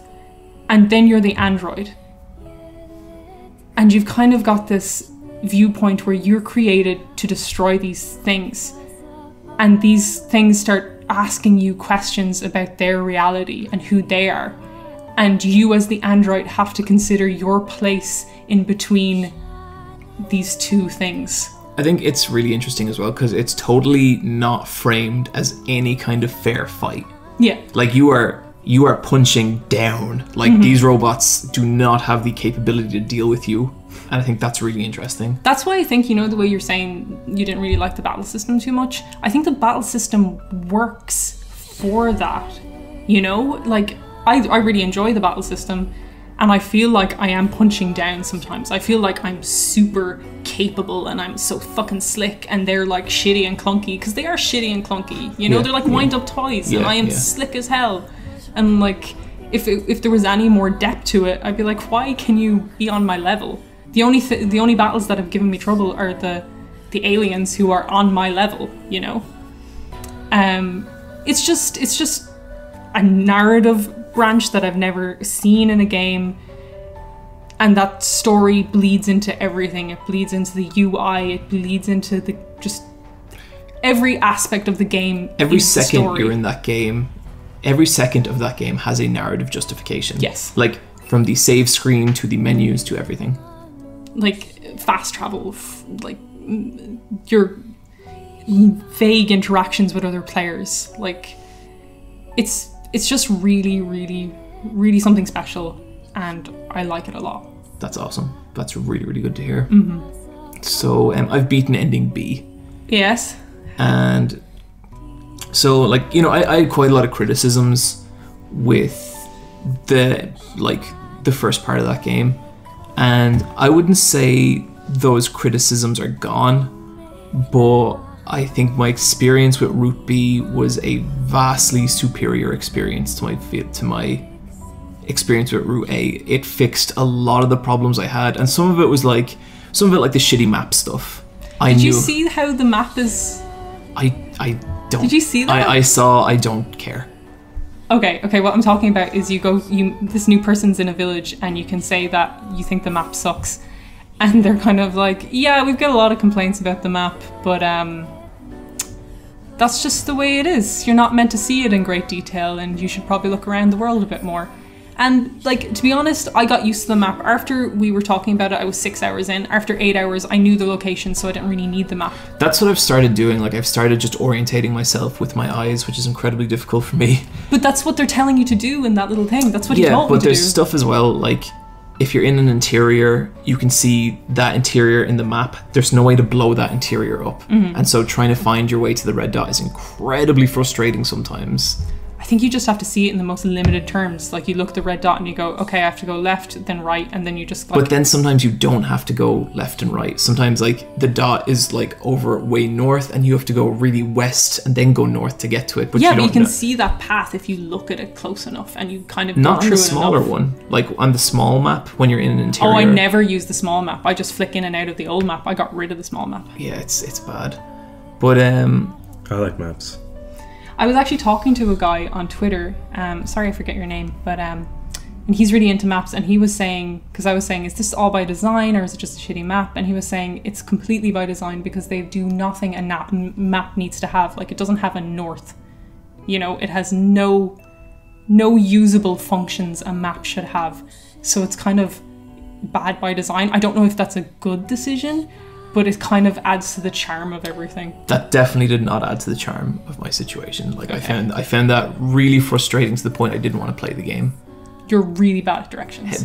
Come on. Like, that has to play into it. Like, it really does. I think it's just bad design. Like, unless there's some amazing revelation about maps at some point. Well, I found it frustrating at the start because I'm so used to using maps and games and telling me exactly where to go, and I find a lot of the time my eyes are fixed on the little mini map and I'm not actually looking at the game. And this game made me look at it. Like, it made me take the world in and make me go, okay, this is my journey. I do these walks all the time. And in fairness, I am doing that. Like, Yeah. I'm not paying attention to the map anymore. I'm finding my way with landmarks, which I never do in games. But that's kind of cool. That is kind of cool. But it was equal parts frustrating. Yeah.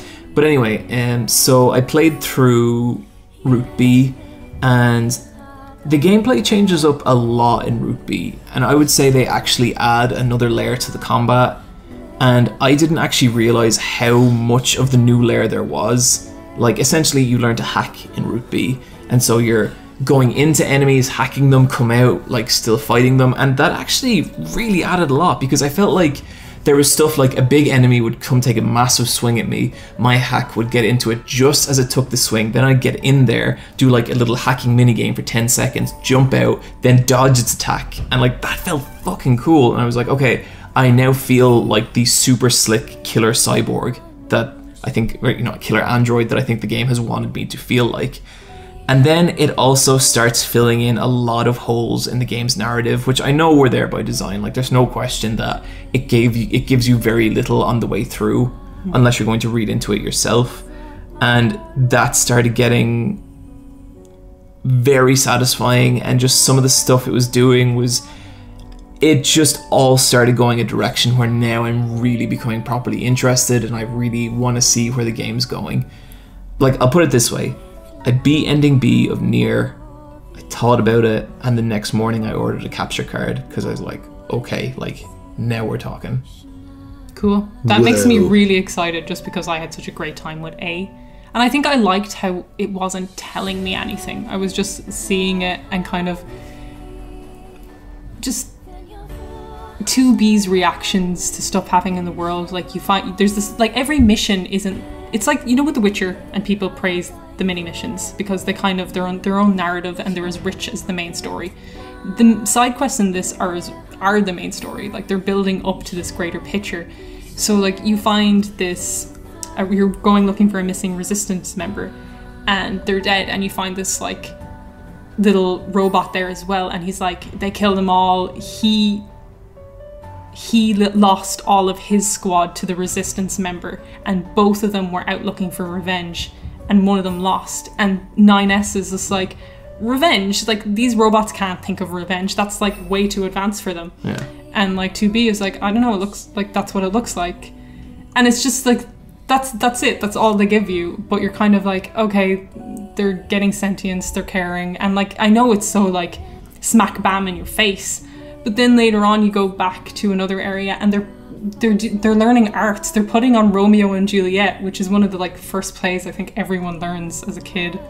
And it was just like great to have like 4 Juliets on stage and 4 Romeos. It was just really like, in a way, it was really funny. I think I kind of like hobbled myself with the game because I played through Route A over the course of like several months. Yeah. And I think like a lot of what you're saying now makes so much sense, but I wasn't adding it up at the time. It just felt so disconnected because I wasn't super engaged in the first place. But I can definitely see how maybe that is a game that should be played in like a lot closer proximity, because it also doesn't lead you by the hand with this stuff. Yeah. Oh no, you should do the mini quests. There's a lot there. Like, even you go and find photographs and find moments in the photographs, and an android has lost her memory and she's trying to reclaim it, and then she realizes that the person she was with in those photographs is gone, and what's life without that person? And it's just like every little thing leads into this bigger question about why.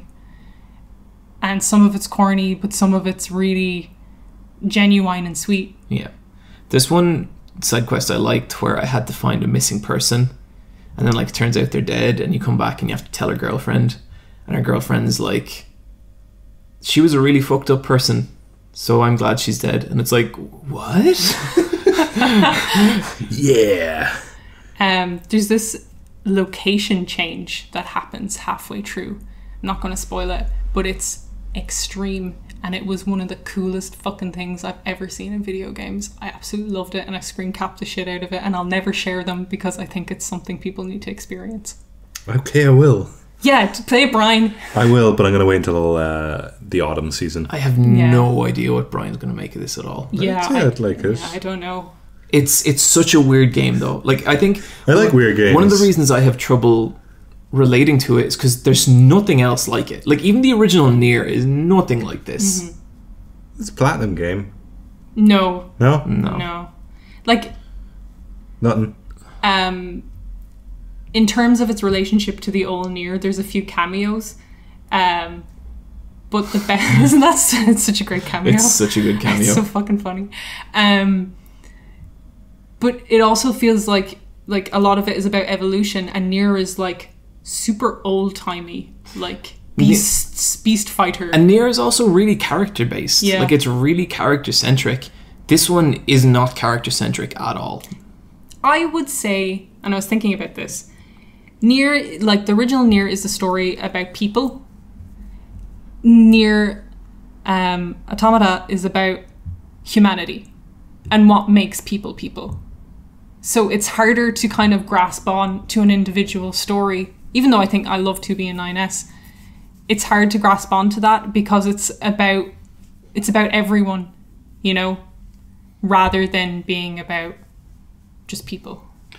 I love how 2B and 9S look. I don't know a whole lot about them as characters. That's because they don't know about themselves and they're uncovering it as we uncover it. Do you and get it? that's cool. The robots. It's really funny though because like 9S is kind of the more genuinely caring character, but 2B is the one who's a bit more skeptical about the intelligence of the robots.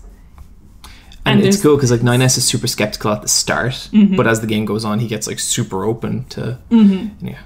Anyway, we're going to talk about that game more for sure. So we'll leave it there, and I think that's everything in our strategy talk, which means we are.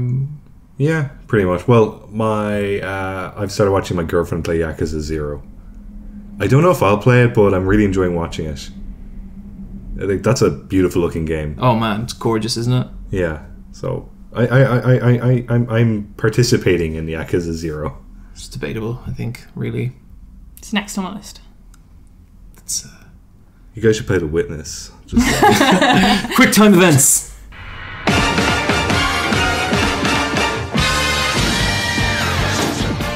So in our first piece of news, the Pokemon Go Festival was a massive success. No, it wasn't. It sucked. Who is that? It's me, Gary Oak. Hey, Ash. Your mom swallows. God, Gary. Gary's not a very good boy. No, he's not nice. Yeah, that thing was a screaming shit show. Oh my god. So this was their big, you know, they do all the advertisement around this where it shows everyone dramatically fighting legendary Pokemon all together. It was in Chicago and people paid to get into this fest. I think it was the same weekend as San Diego Comic-Con as well. Yeah. Honestly, like, I'm amazed that so many people showed up. First of all, like, I thought Pokemon Go was kind of dead. I know a core player, there's like Irish WhatsApp groups and meetups still happening all the time. Like, there's a hardcore following. They had some guy in it, all right, and he was like, hey, I'm a professional Pokemon Go player. You guys know me from YouTube. You know, when you're a YouTuber, the first thing you're like is, I wonder how many subscribers does he have? I looked him up and it was like fucking 4 million. And I was like, what the fuck? 4 million? There's so many. Fucking deleted my script and I was like, why do I even bother? Yeah. Pack it in. So their first big public thing in Chicago, and Niantic CAO gets on stage, John Hank, and he gets booed with chants of we can't play, fix the servers, because everyone who was in there couldn't connect to the game. And the whole plan was that you would battle and unlock a legendary by being there. I think it was Lugia, and no one could play. Was it Lugia or Articuno? I think it was Articuno. Really? Yeah. Articuno's lame. I'd way prefer Lugia. Lugia's awesome. Yeah, Lugia's one of he the doesn't best. even look like a bird. No. But yeah, people were pissed. People were waiting in the blistering sun for this event. There was no cell data. It just went to shit. They knew we went to the shit, so on stage they were like, okay, we're giving everyone a refund. The tickets were $20 and we're giving you $100 in, like, I don't know, Pokemon coins or whatever their currency is in Pokemon Go. I think now people are suing. Yeah, there's been rumblings of a class action lawsuit. And like, all the European dates are cancelled for Sweet. these events. and like, you know, with the class action, I think, you know, people took like plane trips to this thing, but then on the other hand, You're the one who took a plane trip to a Pokemon Go festival, and whatever the outcome of the trial, that was a bad decision, even if this thing had gone perfectly, and I think people should live their lives better. I just Just a little public service announcement for don't everyone know there. how people didn't think this would happen. Like, it's kind of had bad sell all the time. It does not work 100%. Yeah. Pokemon Go is a shitty game attached to the perfect IP for that shitty game. Yeah. Like, that's what it is. But I think probably a contender for the biggest shit show. I know there's been some strong ones this year, but yeah, I think it's right up there. I'm sure we'll get to our loot drops at the end of the episode, but yeah, mine's definitely Pokemon Go. I think I have watched the video and it's great. Yeah. I felt bad for the presenters, honestly, especially that girl. She was trying so hard and she got a bottle thrown at her. Did you guys That's see? Shit. That's lousy. Yeah, it like, was. it's not her fault. So it's really not her fault. Yeah. Like, and yeah, fuck the person who threw that bottle. But also fuck Niantic for ruining the weekends of so many people who really should not have been there because it's a silly thing to spend time on.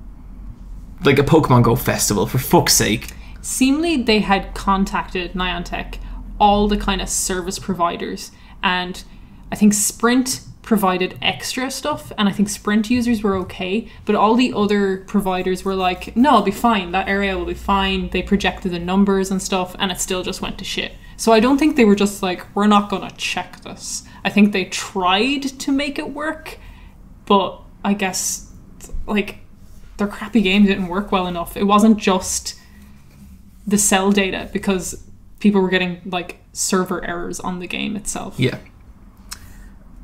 A disaster for everyone involved, and sure as hell didn't help Niantic's reputation. Matt Groening's new series, Disenchanted. This sounds cool. This is a Netflix original series, so he's been commissioned by Netflix to make an animated series. 20 episodes. Wow, cool. Yeah. Featuring the voices of Abby Russell and Eric Andre, among others. But they're both funny people. And it's got the Rough Draft Studios, so Futurama guys. Yeah. And it's a high fantasy setting.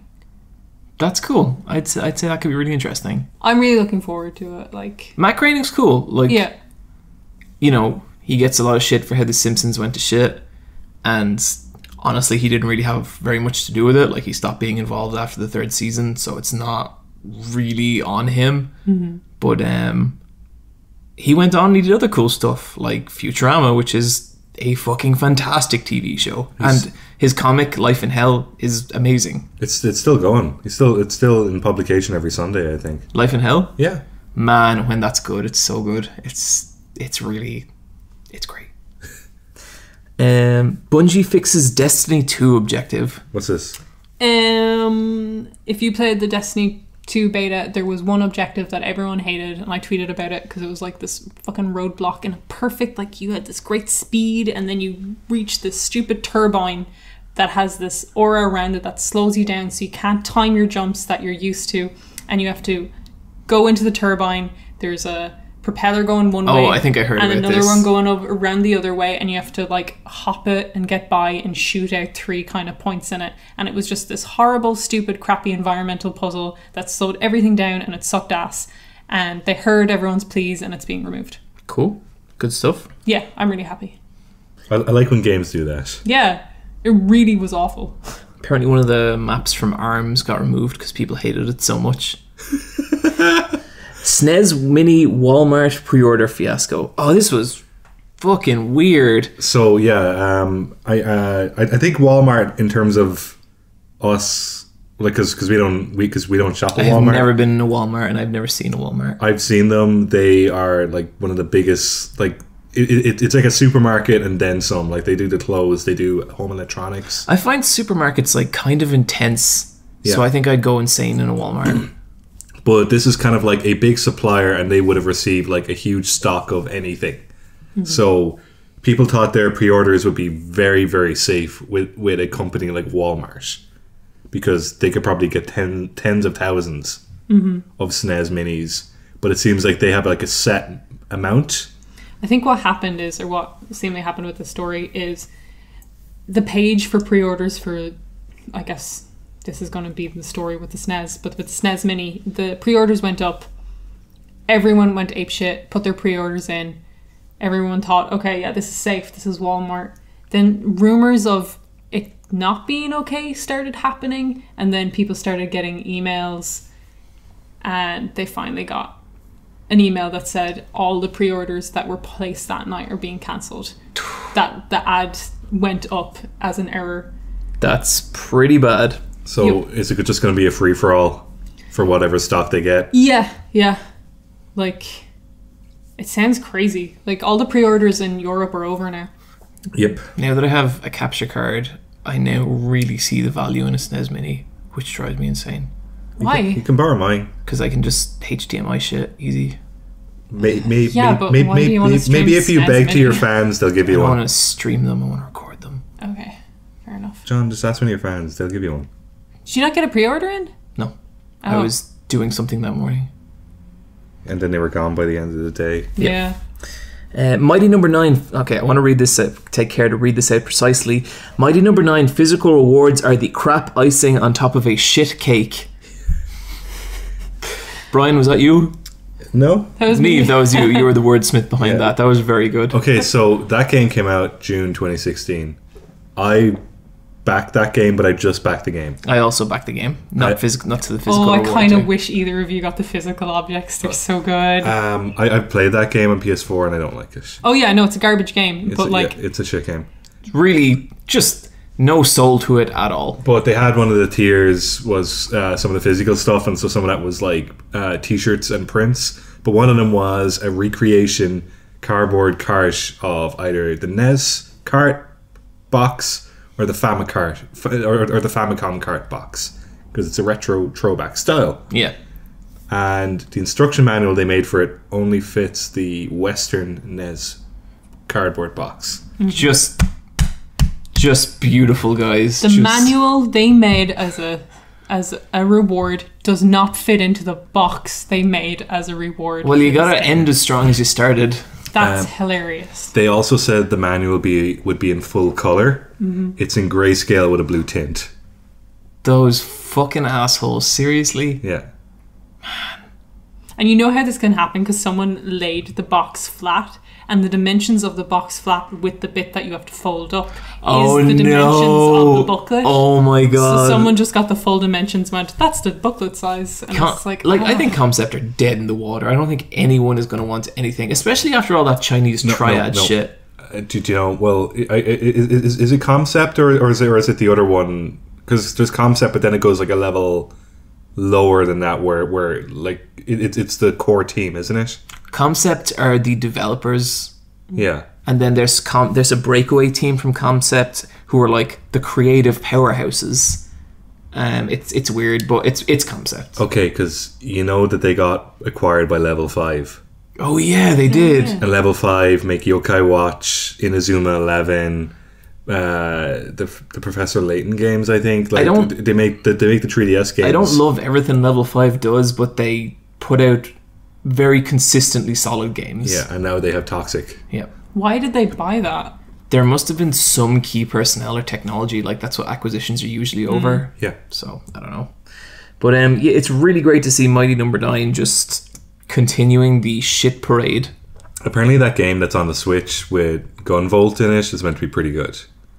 It's got Mighty Number 9, or it's got Beck, and it's got Azure Gunvolt guy. Azure Striker Gunvolt, and then Yeah. Azure Striker Gunvolt 2, which is meant to be, I think, better. Yeah. Because Azure Striker Gunvolt, that was actually met with a lot of disappointments. Just game systems not working the way they should. Yeah. But the second one, I think, is meant to be better. But it's got one of those on the Switch, and I played a bit of it in LA because they had a booth at Anime Expo, and it was pretty cool. Speaking of Switches, Dream Daddy continues to cause a stir. Fan artist gets death threats. What was this? This is like Steven Universe level bullshit. Okay. Yeah. So Dream Daddy, we were talking about before how fans got really angry that it was delayed. It came out and it was out a grand total of 6 days before someone started receiving death threats. For their fan art. So a fan artist did a gender switch of all the dads. So instead of gay dads, it was gay moms. Cool. And a lot of people took umbrage with this decision, really just did not like the fan art. On what grounds? Okay, one of the daddies is a trans man. Okay. Goth daddy. I can't remember his name. Oh, I looked at the Looks line. like young Hans. Yeah, I looked at the lineup and I was like, Yeah.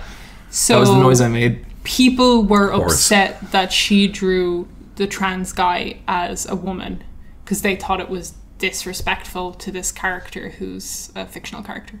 Okay. But you could be like, it's just a gender swap, so they would be a trans woman now. Yeah. But it pissed off a lot of people. I don't know why, but it did. But it got to the extent where she was sent like death threats. I don't know who the fan artist is, but I just thought it was how people found out about it is the Dream Daddy Twitter tweeted out this tweet. We were recently informed that a fan artist has been receiving death threats and hate messages. Our team does not support us. Dads was built around positivity and support. Disagreements will happen, but we ask you to remain civil and constructive. Jesus. And it was just a shitstorm. Like, it was just people fighting over it consistently.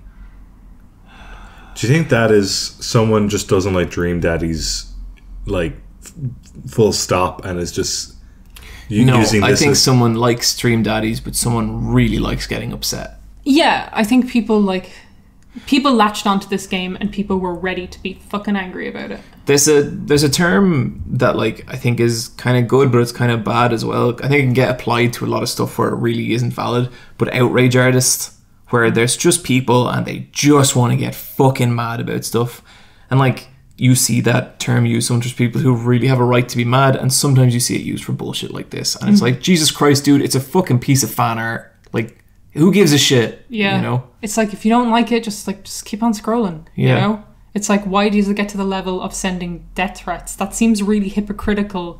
If the criticism you have is what you're doing is cruel and immoral, then to send someone death threats just seems like, what? Like, if you want to send the person a message and be like, hey, dude, listen, I'm not sure about that art because of this. I mean, sure, you have a right to do that.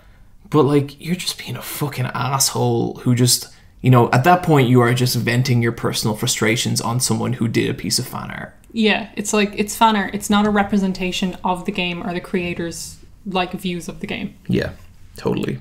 I think it caused even more shit as well because there's a secret ending or a not so secret ending. People went data mining in the game and they found that there was like this cult ending where the Christian gay guy has a bad ending where it turns out he's in a secret cult, and people were like, that's really homophobic. I don't see how it is. It's a game about dating dads, and one character has a bad ending. The game is like a kind of a gag game, isn't it? It's not. It's rented. It's like, a very funny, funny game, but it's not like ha gay. Yeah, like Okay. it's not like Like, it's really there's respectful. actual, like, it seems like I actually heard some things about it that really make me want to play it.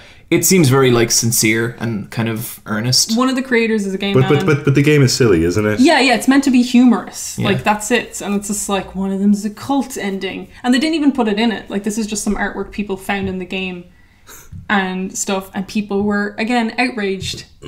It seems like people... You know, it's funny because, like, this... one of the... I don't think he was directly involved with the game, but, you know, one of the head guys from Game Grumps, Aaron Egoraptor, a couple of years ago, his wife started her own jewelry line, and I think there was some scandal, and I'm a little hazy on the details, but I think it was that she said the jewelry was all made from materials from her hometown, and then at some point it turned out that she had gotten materials from outside her hometown, and there was fucking murder over it.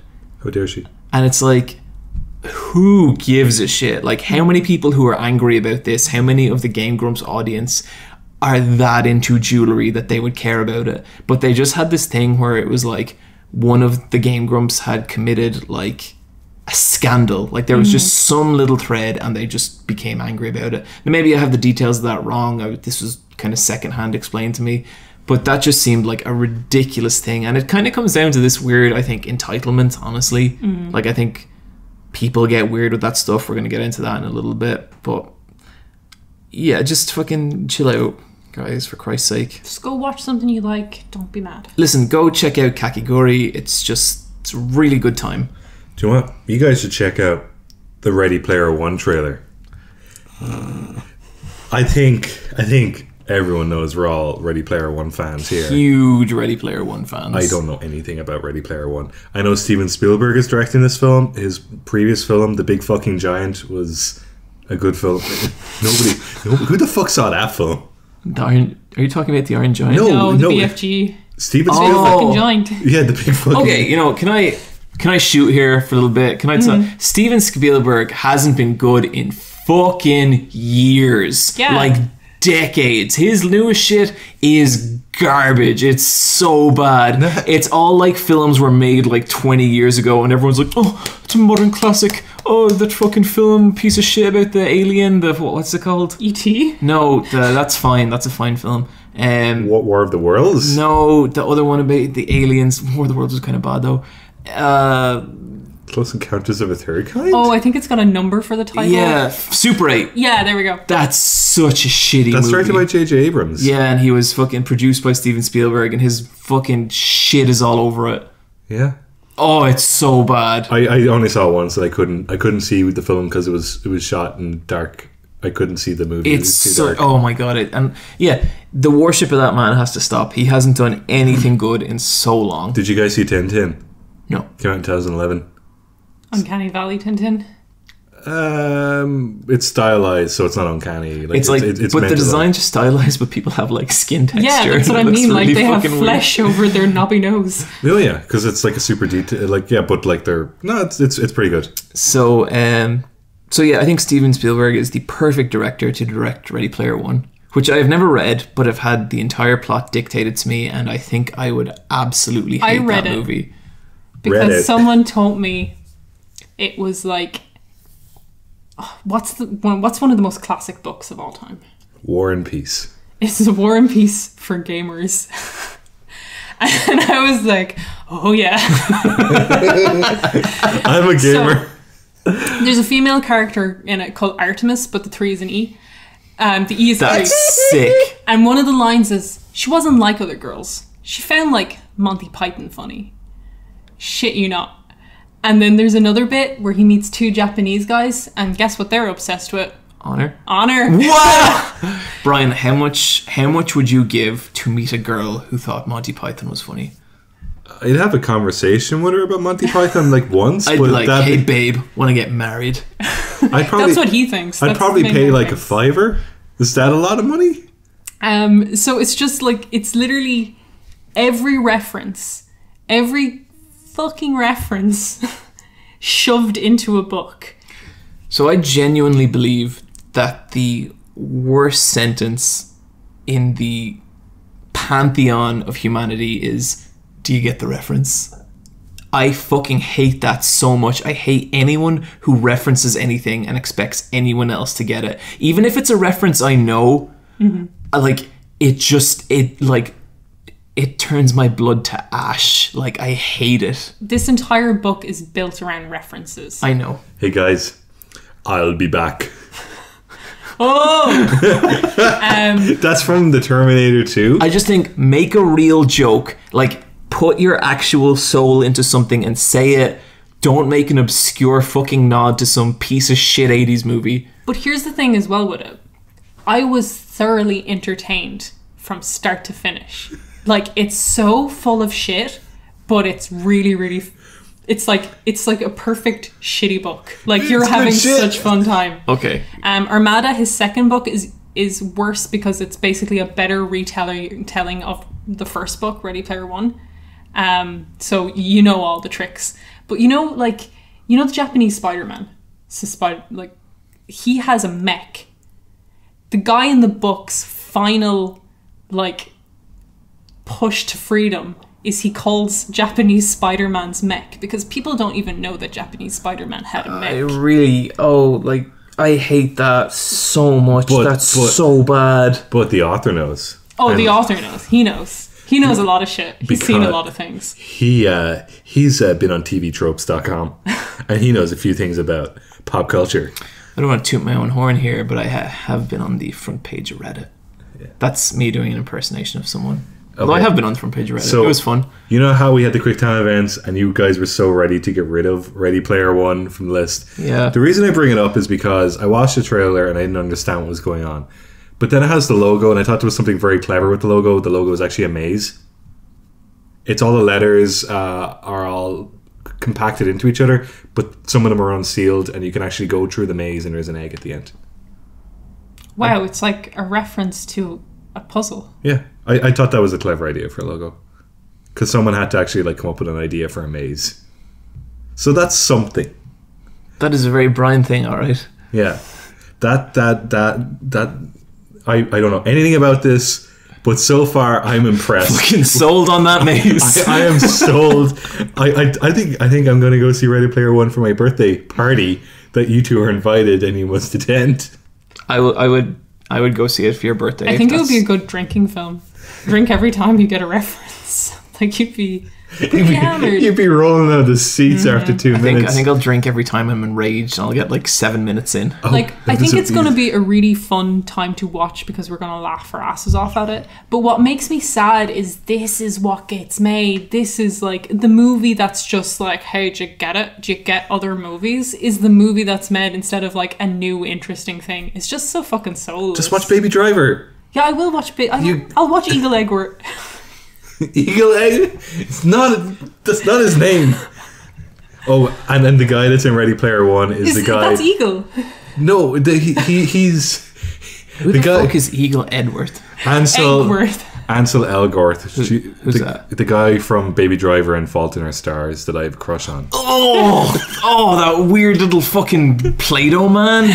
Oh, Jesus Christ. He's so fucking frail and weak, and Johnny has cancer in that film. His skin is so soft though. but like, and like for ages you were like, oh, that's so hot. He's such a fucking sexy guy, and I was like, man, I can't wait to see this film. Really? And then he like walks, then he walks onto screen, and it's just this like little fucking nothing, and it's like Bryan, he would collapse from the pressure of me. Like he wouldn't. Johnny's work. really tall. Brian, that's so weird. You've He's like- called like Justin Theroux hot, understandable, but then Eagle Eggwort is like not. Johnny, okay. Can we put him in the collage? I'll send you a good picture of him, okay? Okay, we'll put him in there. Okay, but the boy who's in Ready Player One is the same boy who played young Cyclops in X-Men Apocalypse. Oh, they look really alike. Yeah. No, it's a different white boy. Young Cyclops is prettier than Egg. At least... At least I think it's that guy. It's one of those guys that kind of has one of those faces where he can't smile anymore because there's too much money. And he's like, oh no, I can't be happy because Steven Spielberg owns my body. And Steven Spielberg's like, we're going to make a movie. Ready? Player One. Oh God. I think we should play Saving Private Bryan. What? Did you get it? Oh my god. I love this podcast. Oh, I hate this fucking section. Sometimes we're on this, sometimes we record this podcast and then I remember, oh my god, thousands of people are going to hear this, and then I regret every single decision that brought me to this moment. Yeah, fuck it. Okay, let's just keep talking about references. No. Okay, moving along. Do you know, it'd be so cool in Ready Player One if like the Gremlins were in it. Do you remember them? That would be fucking epic. Loot. Okay, moving swiftly along. We got a story about Angry Joe. This one, You have to explain who Angry Joe is. He's Niamh, I think you have slightly more experience with Angry Joe than I do. Yeah, I probably do. Hit us. So, I guess the gaming section of YouTube, you'd come across Angry Joe a lot. He does Pretty big gaming YouTuber. Yeah. 2.9 million subscribers. He does the angry reviews, and he does like his shtick. You know when that was like a thing, angry reviewers. There was a guy on game trailers who was angry all. Angry video game nerd. No, I think it was just like He was like the genesis of he's that a whole. beer man or something. His second name is Beer. Oh, he's the guy who pissed off Fez guy. Yeah. Yeah. Marcus Beer, and he pissed off. That's him. Yeah, the dude who made Fez, Anyway, whatever his name is. Who Angry cares? Joe came out of that time period of angry kind of video game reviewers. But the kind of more fun thing about Angry Joe is, although he was angry and ranting about the game, he always kind of injected his own brand of humor in it. And it was like, he'd do costumes, he'd do skits, and they were always silly, but usually what he was saying about the game was pretty true. And like, you know, you wouldn't go to him for your hard-hitting game news, but you'd go to him to see 20 to 40 minutes of him goofing off with his friend, talking passionately about a video game. So he's really well liked and a really big YouTuber. Yeah, and like he's not like the most analytical person. Yeah. Like I definitely wouldn't go to him for like, well, is this game good or not? But I think he has a lot of like heart and personality. Yeah. And, like he's charismatic and he's kind of fun. You go to him when you know you hate a game and you want to see someone just kind of be silly about it. Yeah. You know? I find him very positive as well. Like he's not really that angry. But his channel has just got like huge. Yeah. Like, as you said, 2-point-something million. Yeah, he's been doing it for I think 10 years, and he's built up a very large following in that time.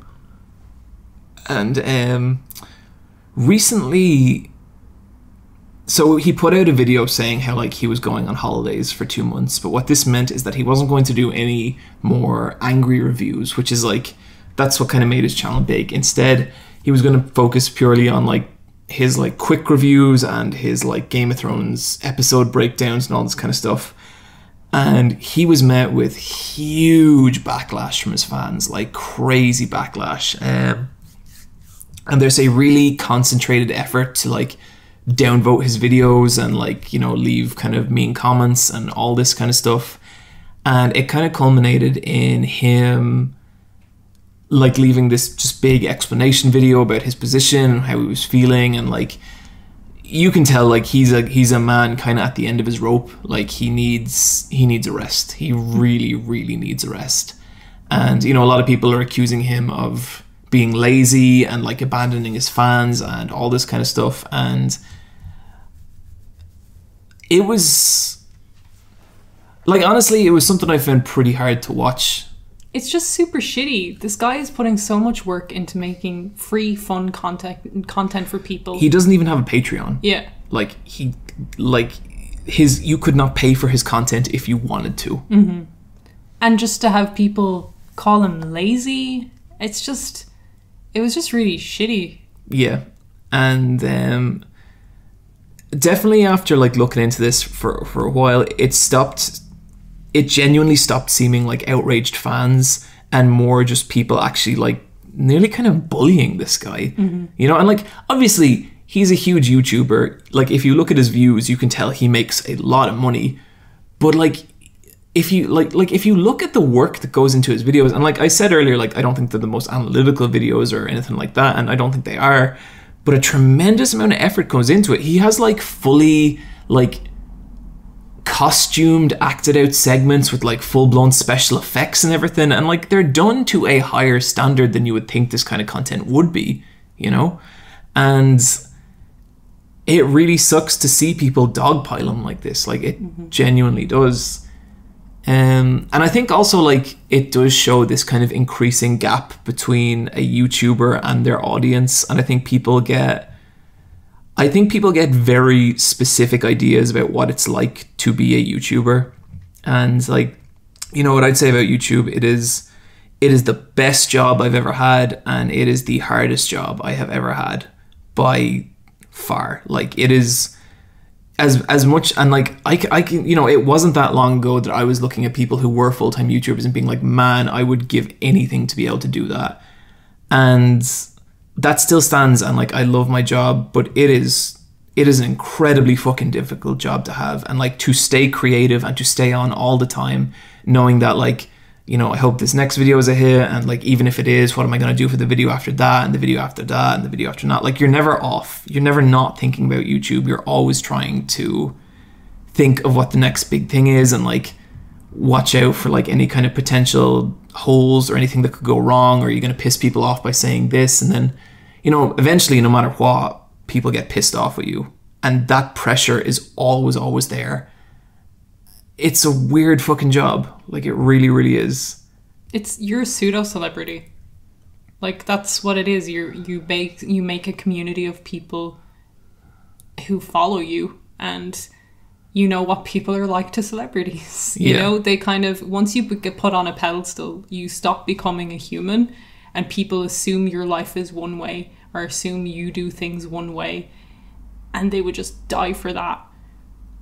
And it's like, it just seems to be a lot of no knowledge about actually the amount of work that goes into it, and just kind of getting to the point where you can disregard people being humans or people anymore. And like, you know, the way people get with stuff, it's like, you know, you try not to let it get to you, but stuff will always get to you. Like, I remember, like, I think it was just as like a little example with the One Piece video, that was a hellacious video for me to make. Like, absolute, like, 14-15 hour days for, like, I'd say 2 weeks in the run up to that. No days off, no time to play video games, no time to watch anything that wasn't One Piece. Like, I eat, sleep, and, like, you know, dreamt One Piece. And then, like, all the work went into it, all this stuff went wrong during its production. It was such an incredibly tough video. And then, like, you upload it, and a lot of people like it, but then you get all these comments like, why the fuck are you making a video about One Piece? And it's like, dude, like, there's like 100 hours in this fucking video. Like, could you just shut the fuck up and watch it? You know, just watch it before you leave your goddamn comment. Mm-hmm. And, like, you know, that's like, I know that's like such a small minority of people that are like that. And look, I get people are annoyed that I'm talking about One Piece, that I'm not talking about their series, but it's also like, I'm one fucking dude. You know, like, there's only so many hours I have in a day. And, like, there's a lot of this, you know, I don't want to undersell it as well, or like that I'm not appreciative or anything, or make this all about me, but it's like, some people can be really messed up on the internet as well, like really, really messed up. Like, after I did my face reveal video, like, you know, that was a lot of fun. Like, I really enjoyed a lot of the comments. But the following day, like, I remember I got a message on Twitter, and it just said, hey, nice face. And there was a photo of a dead rat with cum on it. And, like, what the fuck? I know, yeah, like, and like, it is kind of funny. Like, it's a dark, funny story. But imagine actually receiving a message like that, you know? And that stuff gets to you after a while. And I'm 10 times smaller than Angry Joe. So you can imagine the shit the pressure that he has to go through. And it's weird, and it makes me sad, because it's like, I guess people don't really understand what the job is like, you know? It's a weird one. It's like, it was so strange. I watched a few responses to Angry Joe's video where he even showed in his video, he outlined that people were saying, oh, he has stopped making the angry reviews, and he was just like, no, I've steadily made them at the same rate I always have. There's been years where they've gone up, but they've always been the same rate. They've always been, I've just been making more other things. Yeah. And then you just got, like, these response videos, and the general thesis of them all was kind of like, you're a YouTuber, this is easy, you should be doing this all the time because we made you what you are. I would kill for that. And it's kind of like this jealousy meets misunderstanding, and it's all like their own YouTube videos. So it's kind of like, instead of maybe making a criticism video about Angry Joe, you should be making your own content as well. Yeah, and like, it's such this weird type of person. I think a lot of production value too, please. Yeah. There was one, I think I linked it to you guys, and it was like a guy saying how, like, he was unemployed and he'd kill to be able to do what Angry Joe does. And I really took issue with that, because it's like, motherfucker, you would not be willing to kill because you're not even willing to put together the kind of videos Joe does. Mm-hmm. And it's like, you haven't even taken the first step on the road to doing something like this. You're just pissed off that it never happened to you. And it never happened to Joe. He made it happen. Mm-hmm. He made it happen by putting fucking hundreds of hours into making these videos. And like, the idea that it's like, oh, he got lucky. Yeah, he got lucky, and the YouTube algorithms were kind to him, and he found an audience, which is all an extremely difficult thing to do. But he made it happen. Yeah, and held on to it. Yeah. He did the work. Yeah, and like, the amount of people I see and their entire channel is them sitting in front of a camera or just them talking over gameplay footage, being jealous of someone like Joe. And it's like, dude, if you're that jealous, go make it happen. Like, it's not gonna happen with you just being like, well, I'd fucking kill for that kind of work. Like, it's lazy. And like, in terms, I do think you do have a certain responsibility to your audience, but ultimately, like, you have a bigger responsibility to like yourself and your health and to be making the kind of content you want to make. And like, I think that's honestly more important. And like, the only criteria I ever have for making a video is that it's something I'm excited to make a video about.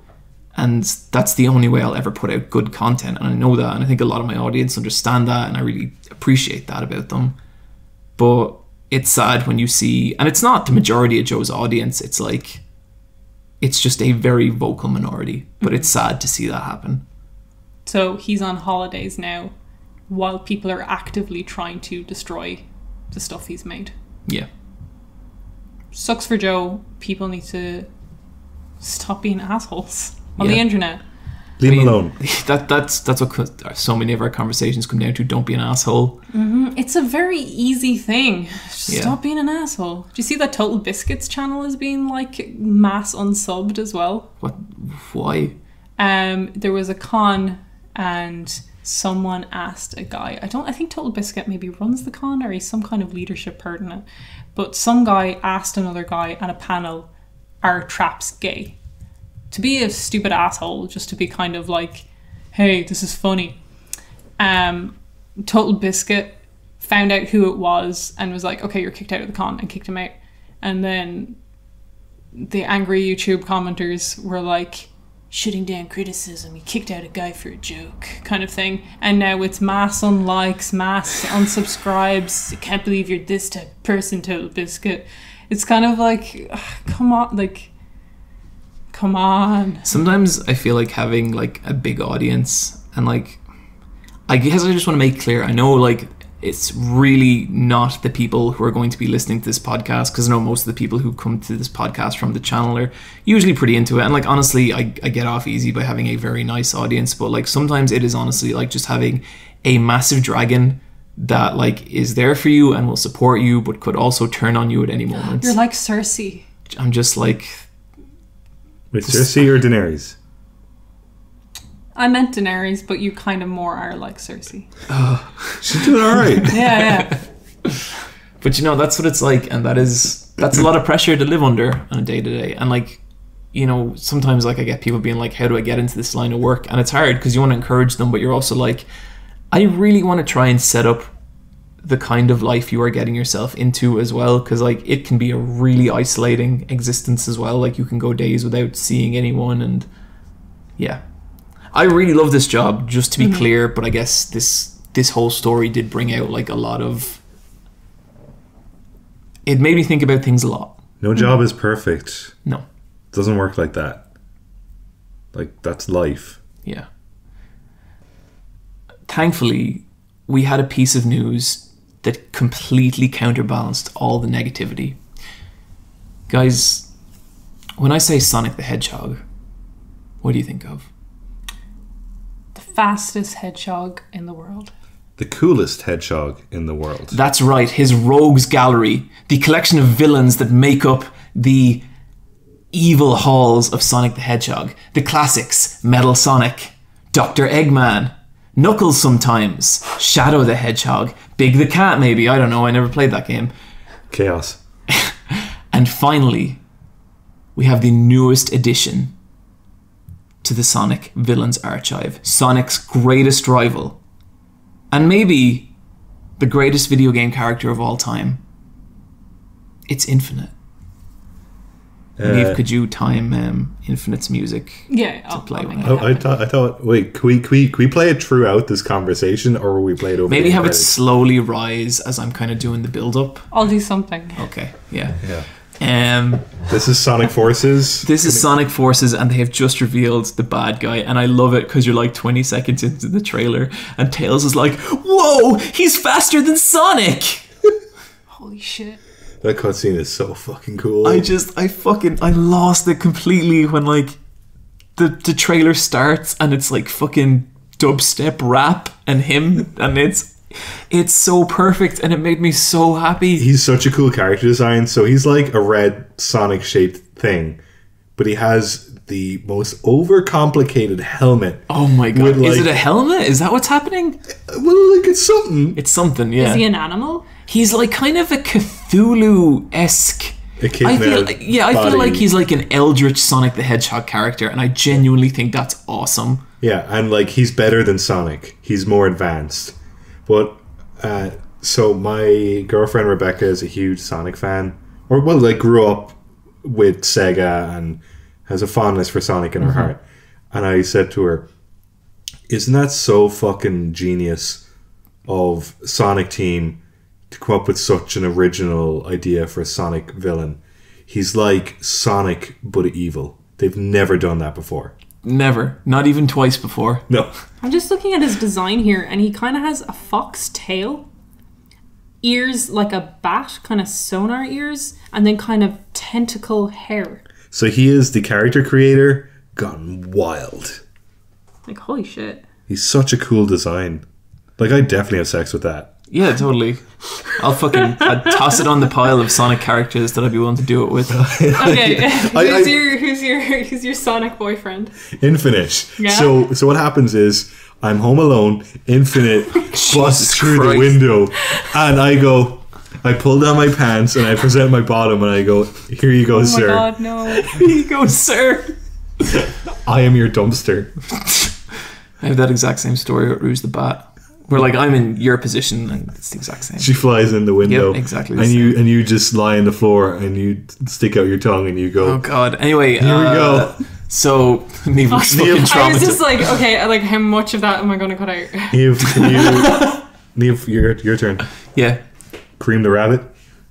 Yeah, sure. Ew. Which Ew. one's Cream? She's like the child. I don't know any of the characters. She's Too late now, Niamh. She's voiced by your one from Bleach, the red haired girl.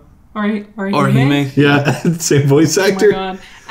Okay, which one's Sonic character? No, I think Shadow. Niamh, you're such a shadow. That's I don't know about that. know he's I'd very really cute. tried to like Shadow for a long time. And Shadow has his gun out and he's got it to your head. But now I realize and you're like, Oh my god, this whole conversation's the worst. No, you're what's like, wrong? oh It's my fine. god, this is so consensual. Oh my god. Sonic. You have to leave all of this in. I think what's beautiful about Infinite though is that he shows that they never quite went far enough with Shadow. Like Infinite is like Shadow squared. Like he's perfect. And I love the bit where he's like, "Oh, the little blue savior." And Sonic's like, "Whoa, what's your name?" And he's like, "I'm Infinite. You can call me that while you're still alive." So, like, the question I have, is he actually infinite? Is he some kind of void monster and he just goes by the name Infinite? There are alternate realities. I'm going to point you to some of the lyrics of Infinite's official theme song. Okay.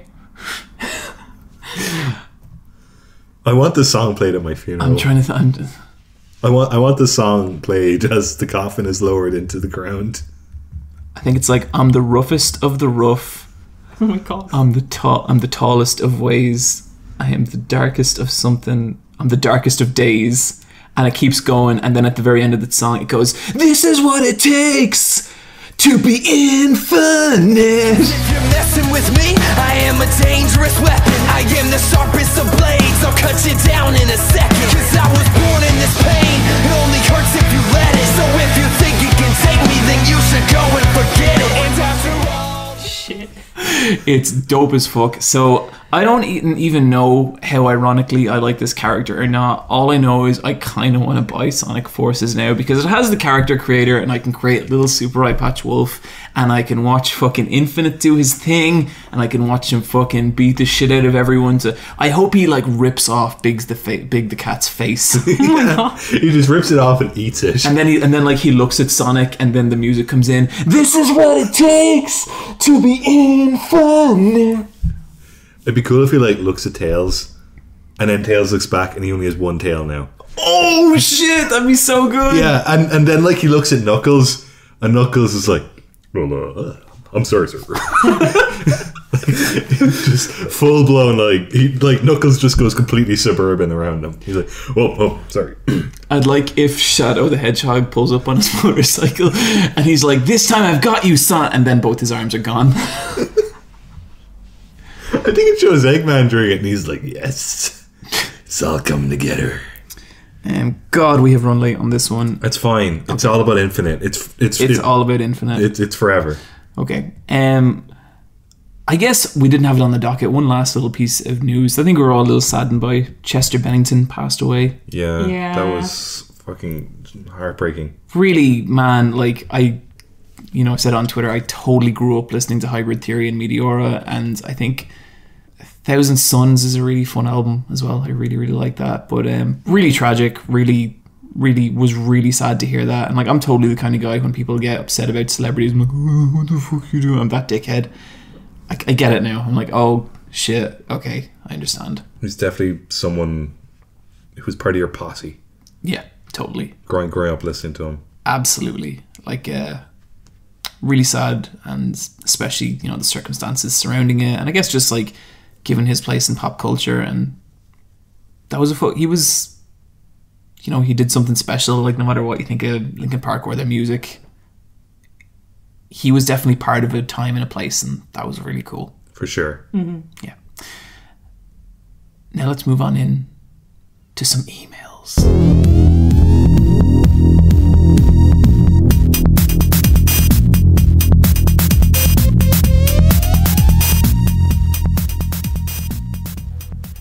Are we just going to do one email? Because we're kind of...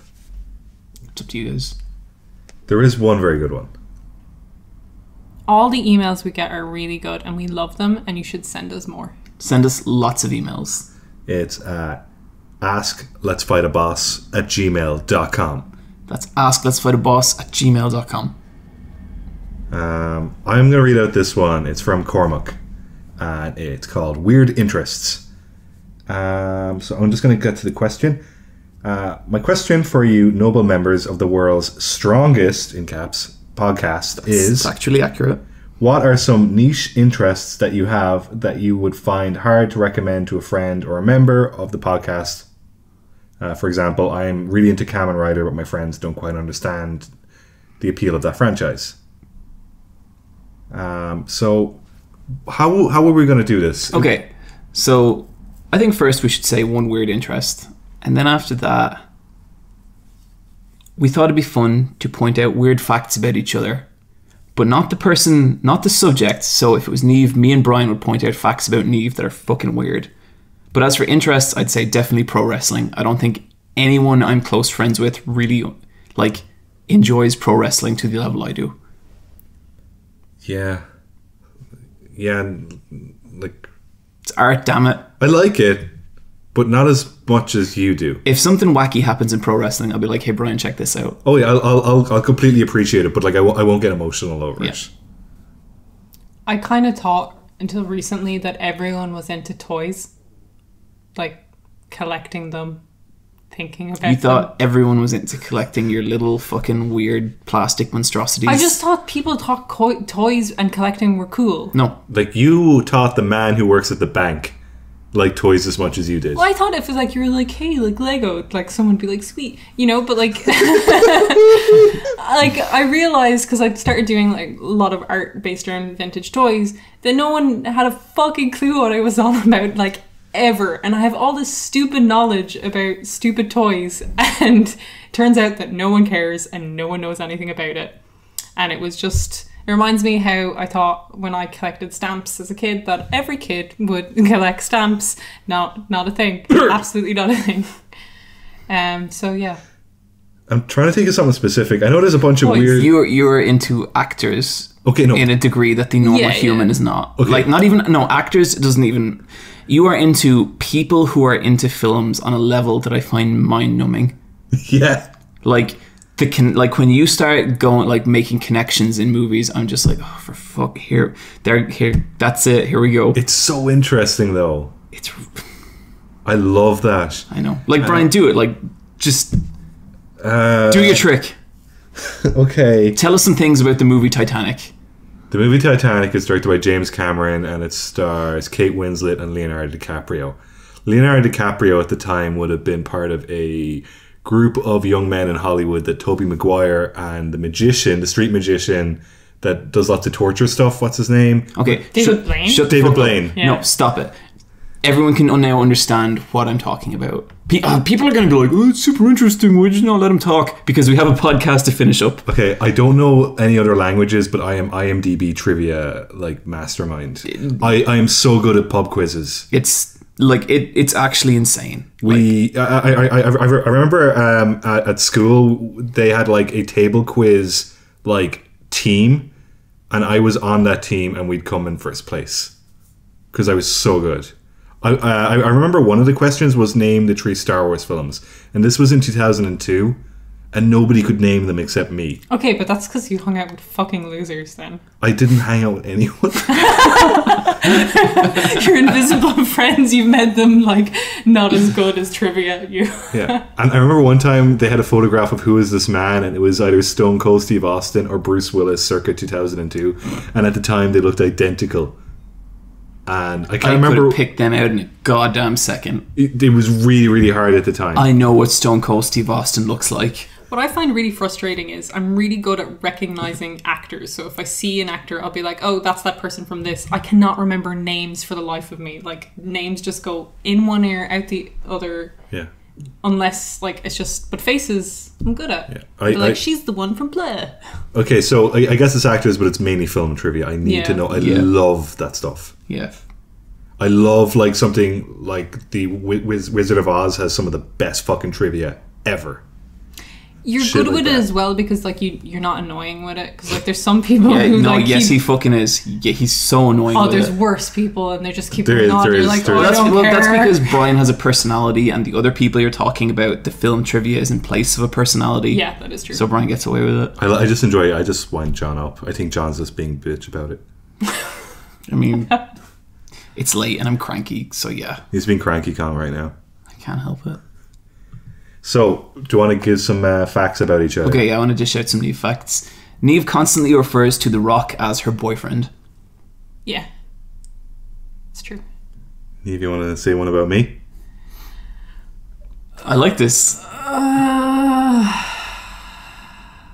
We mentioned it. Bryan is one of the most insanely meticulously organized people I have ever met in my entire life. You might not get that from the podcast, from all the shitty talks, but Jesus Christ, he is organized to a point that it kind of frightens me. Yeah, it's organized to the point that you think if something breaks the plan, he might die. Mm-hmm. I've seen that nearly happen.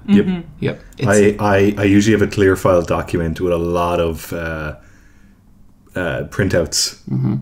I shove everything in the drawer and then I close the drawer and then I don't think about it. I don't even have a drawer. I don't care. I'm gonna be fucking dead someday anyway. It's fine. I know where everything is in my room right now. I lost my keys yesterday. I think if I lost my keys, I would just fucking... I'd probably like hand myself over to the police and say I was I'm so a stressed danger. out about it because I thought I was gonna have to call you and be like, Bryan, I'm locked out of my apartment, and I know you'd be so pissed about it. Not because I was in your apartment, but because you shouldn't lose your keys. Like, you'd be upset with me on principle. Yes.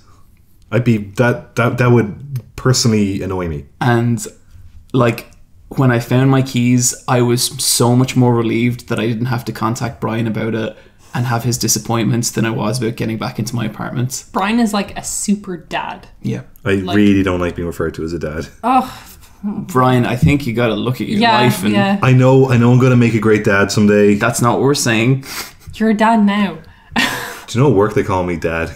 Really? Yeah, I'm the dad in my room. I think that's good. It's nice to be considered a mom or a dad because people like put their trust in you. I don't know if I'd be a dad in prison. Oh my fucking god! But you know you got prison moms and prison dads. I don't know if you get Yeah. prison dads. That's because you're not worldly enough. We'll see. That's my fun fact. I'm extremely wise. Good night, everybody. Okay, so one fact we need to know about John is his sense of direction is -1. Like, he has 0, like below 0 in terms of stats of his directional skills. If you span him round and just told him to make his way back to a point, he would get so fucking lost. It's really bad. My girlfriend was walking home with John to our apartment in LA, and she's really good sense of direction, but just to test it, she decided not to take the lead. And John That went, motherfucker, did she do that? yeah, she did. so Like, next time I fucking see you. And you went down every wrong path until she went, no, John, this way. I love She had to test it. I love letting John lead the way, because he such- crumbles. Like, I don't press my natural advantages on you guys. What, your muscles? I'm not like, let's fucking arm wrestle every day. I'm just, it's fine.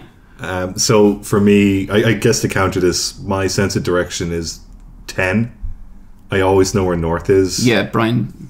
I think it's kind of in line with the whole organization thing, but Bryan is like he's like a mapsman. Yeah. I would never ever think of where north is. I don't care. I use just visual landmarks. Oh, I do too, but I'm pretty good at street names as well. But my left and right, I get them wrong all the time. Same. But, I have to go out right with my right. Yeah. But port and starboard, I never get that wrong. That's crazy. That's stupid. How often are you on a boat? A couple times a year. I come from a sailing Okay, family. never mind. But that's to do with the bow and the helm. So it's always correct no matter what. Yeah. We're going to do more weird trivia, but I think we might need to wrap up. If you want to hear more weird trivia, let us know in the comments or at askletsfightaboss@gmail.com. You can also find us on Instagram, and I want to give a very special shout out to an amazing piece of Toshigi hell art. Yeah, it'll be posted up by the time this podcast is live. Yeah. But we got some really, really, really good fan art of my manga, Toshigi no Hell Office. Our manga. And Niamh's. What the fuck did she do? She reacted positively to the story beats. We found out before the podcast Niamh was not on board with Toshigi no Hell Office, and I'm appalled, honestly. For someone who loves originality in art. I think It's when I saw all the fan art, I was like, no, you talented, beautiful people, stop using your talent for evil. But like, did you see the fan art? It's like Toshigi is holding the metal balls of the villain, being like, so these are yours, huh? They're about to kick the shit out of each other. Yeah. Oh, I also want to give a shout out to the Biken fan art that John got, particularly the one that the podcast retweeted for some reason. That was really good. Like I can't draw that well at all. No, that was so above and beyond anything I was expecting. Also, if you're listening to this, I don't need any more Biken fan art now. Never thought I'd say that, but everyone was super kind and has sent me a lot of Biken fan art, and I think I'm good now. But if you want to draw Biken by yourself, awesome. I did not calculate. I did not. How many do you think you got? Like, just try a number. I'd say 15 maybe. That's not bad. That's pretty good. I just don't want to keep retweeting them. Yeah. You know, because at some point I'm just tweeting out a titty samurai to people. The entire feed is just her. Yeah. Because you wouldn't have anything like constructive to say about a game or a cartoon you're watching. No. It's just titty anime. Yeah. And so with that, we're going to move into our loot drop. We'll read out more emails next time. But Yes. Which just it's getting crazy late, and this one's around very, very long. So I shall go first, and it's the Sonic Infinite trailer accompanied by Infinite's theme music.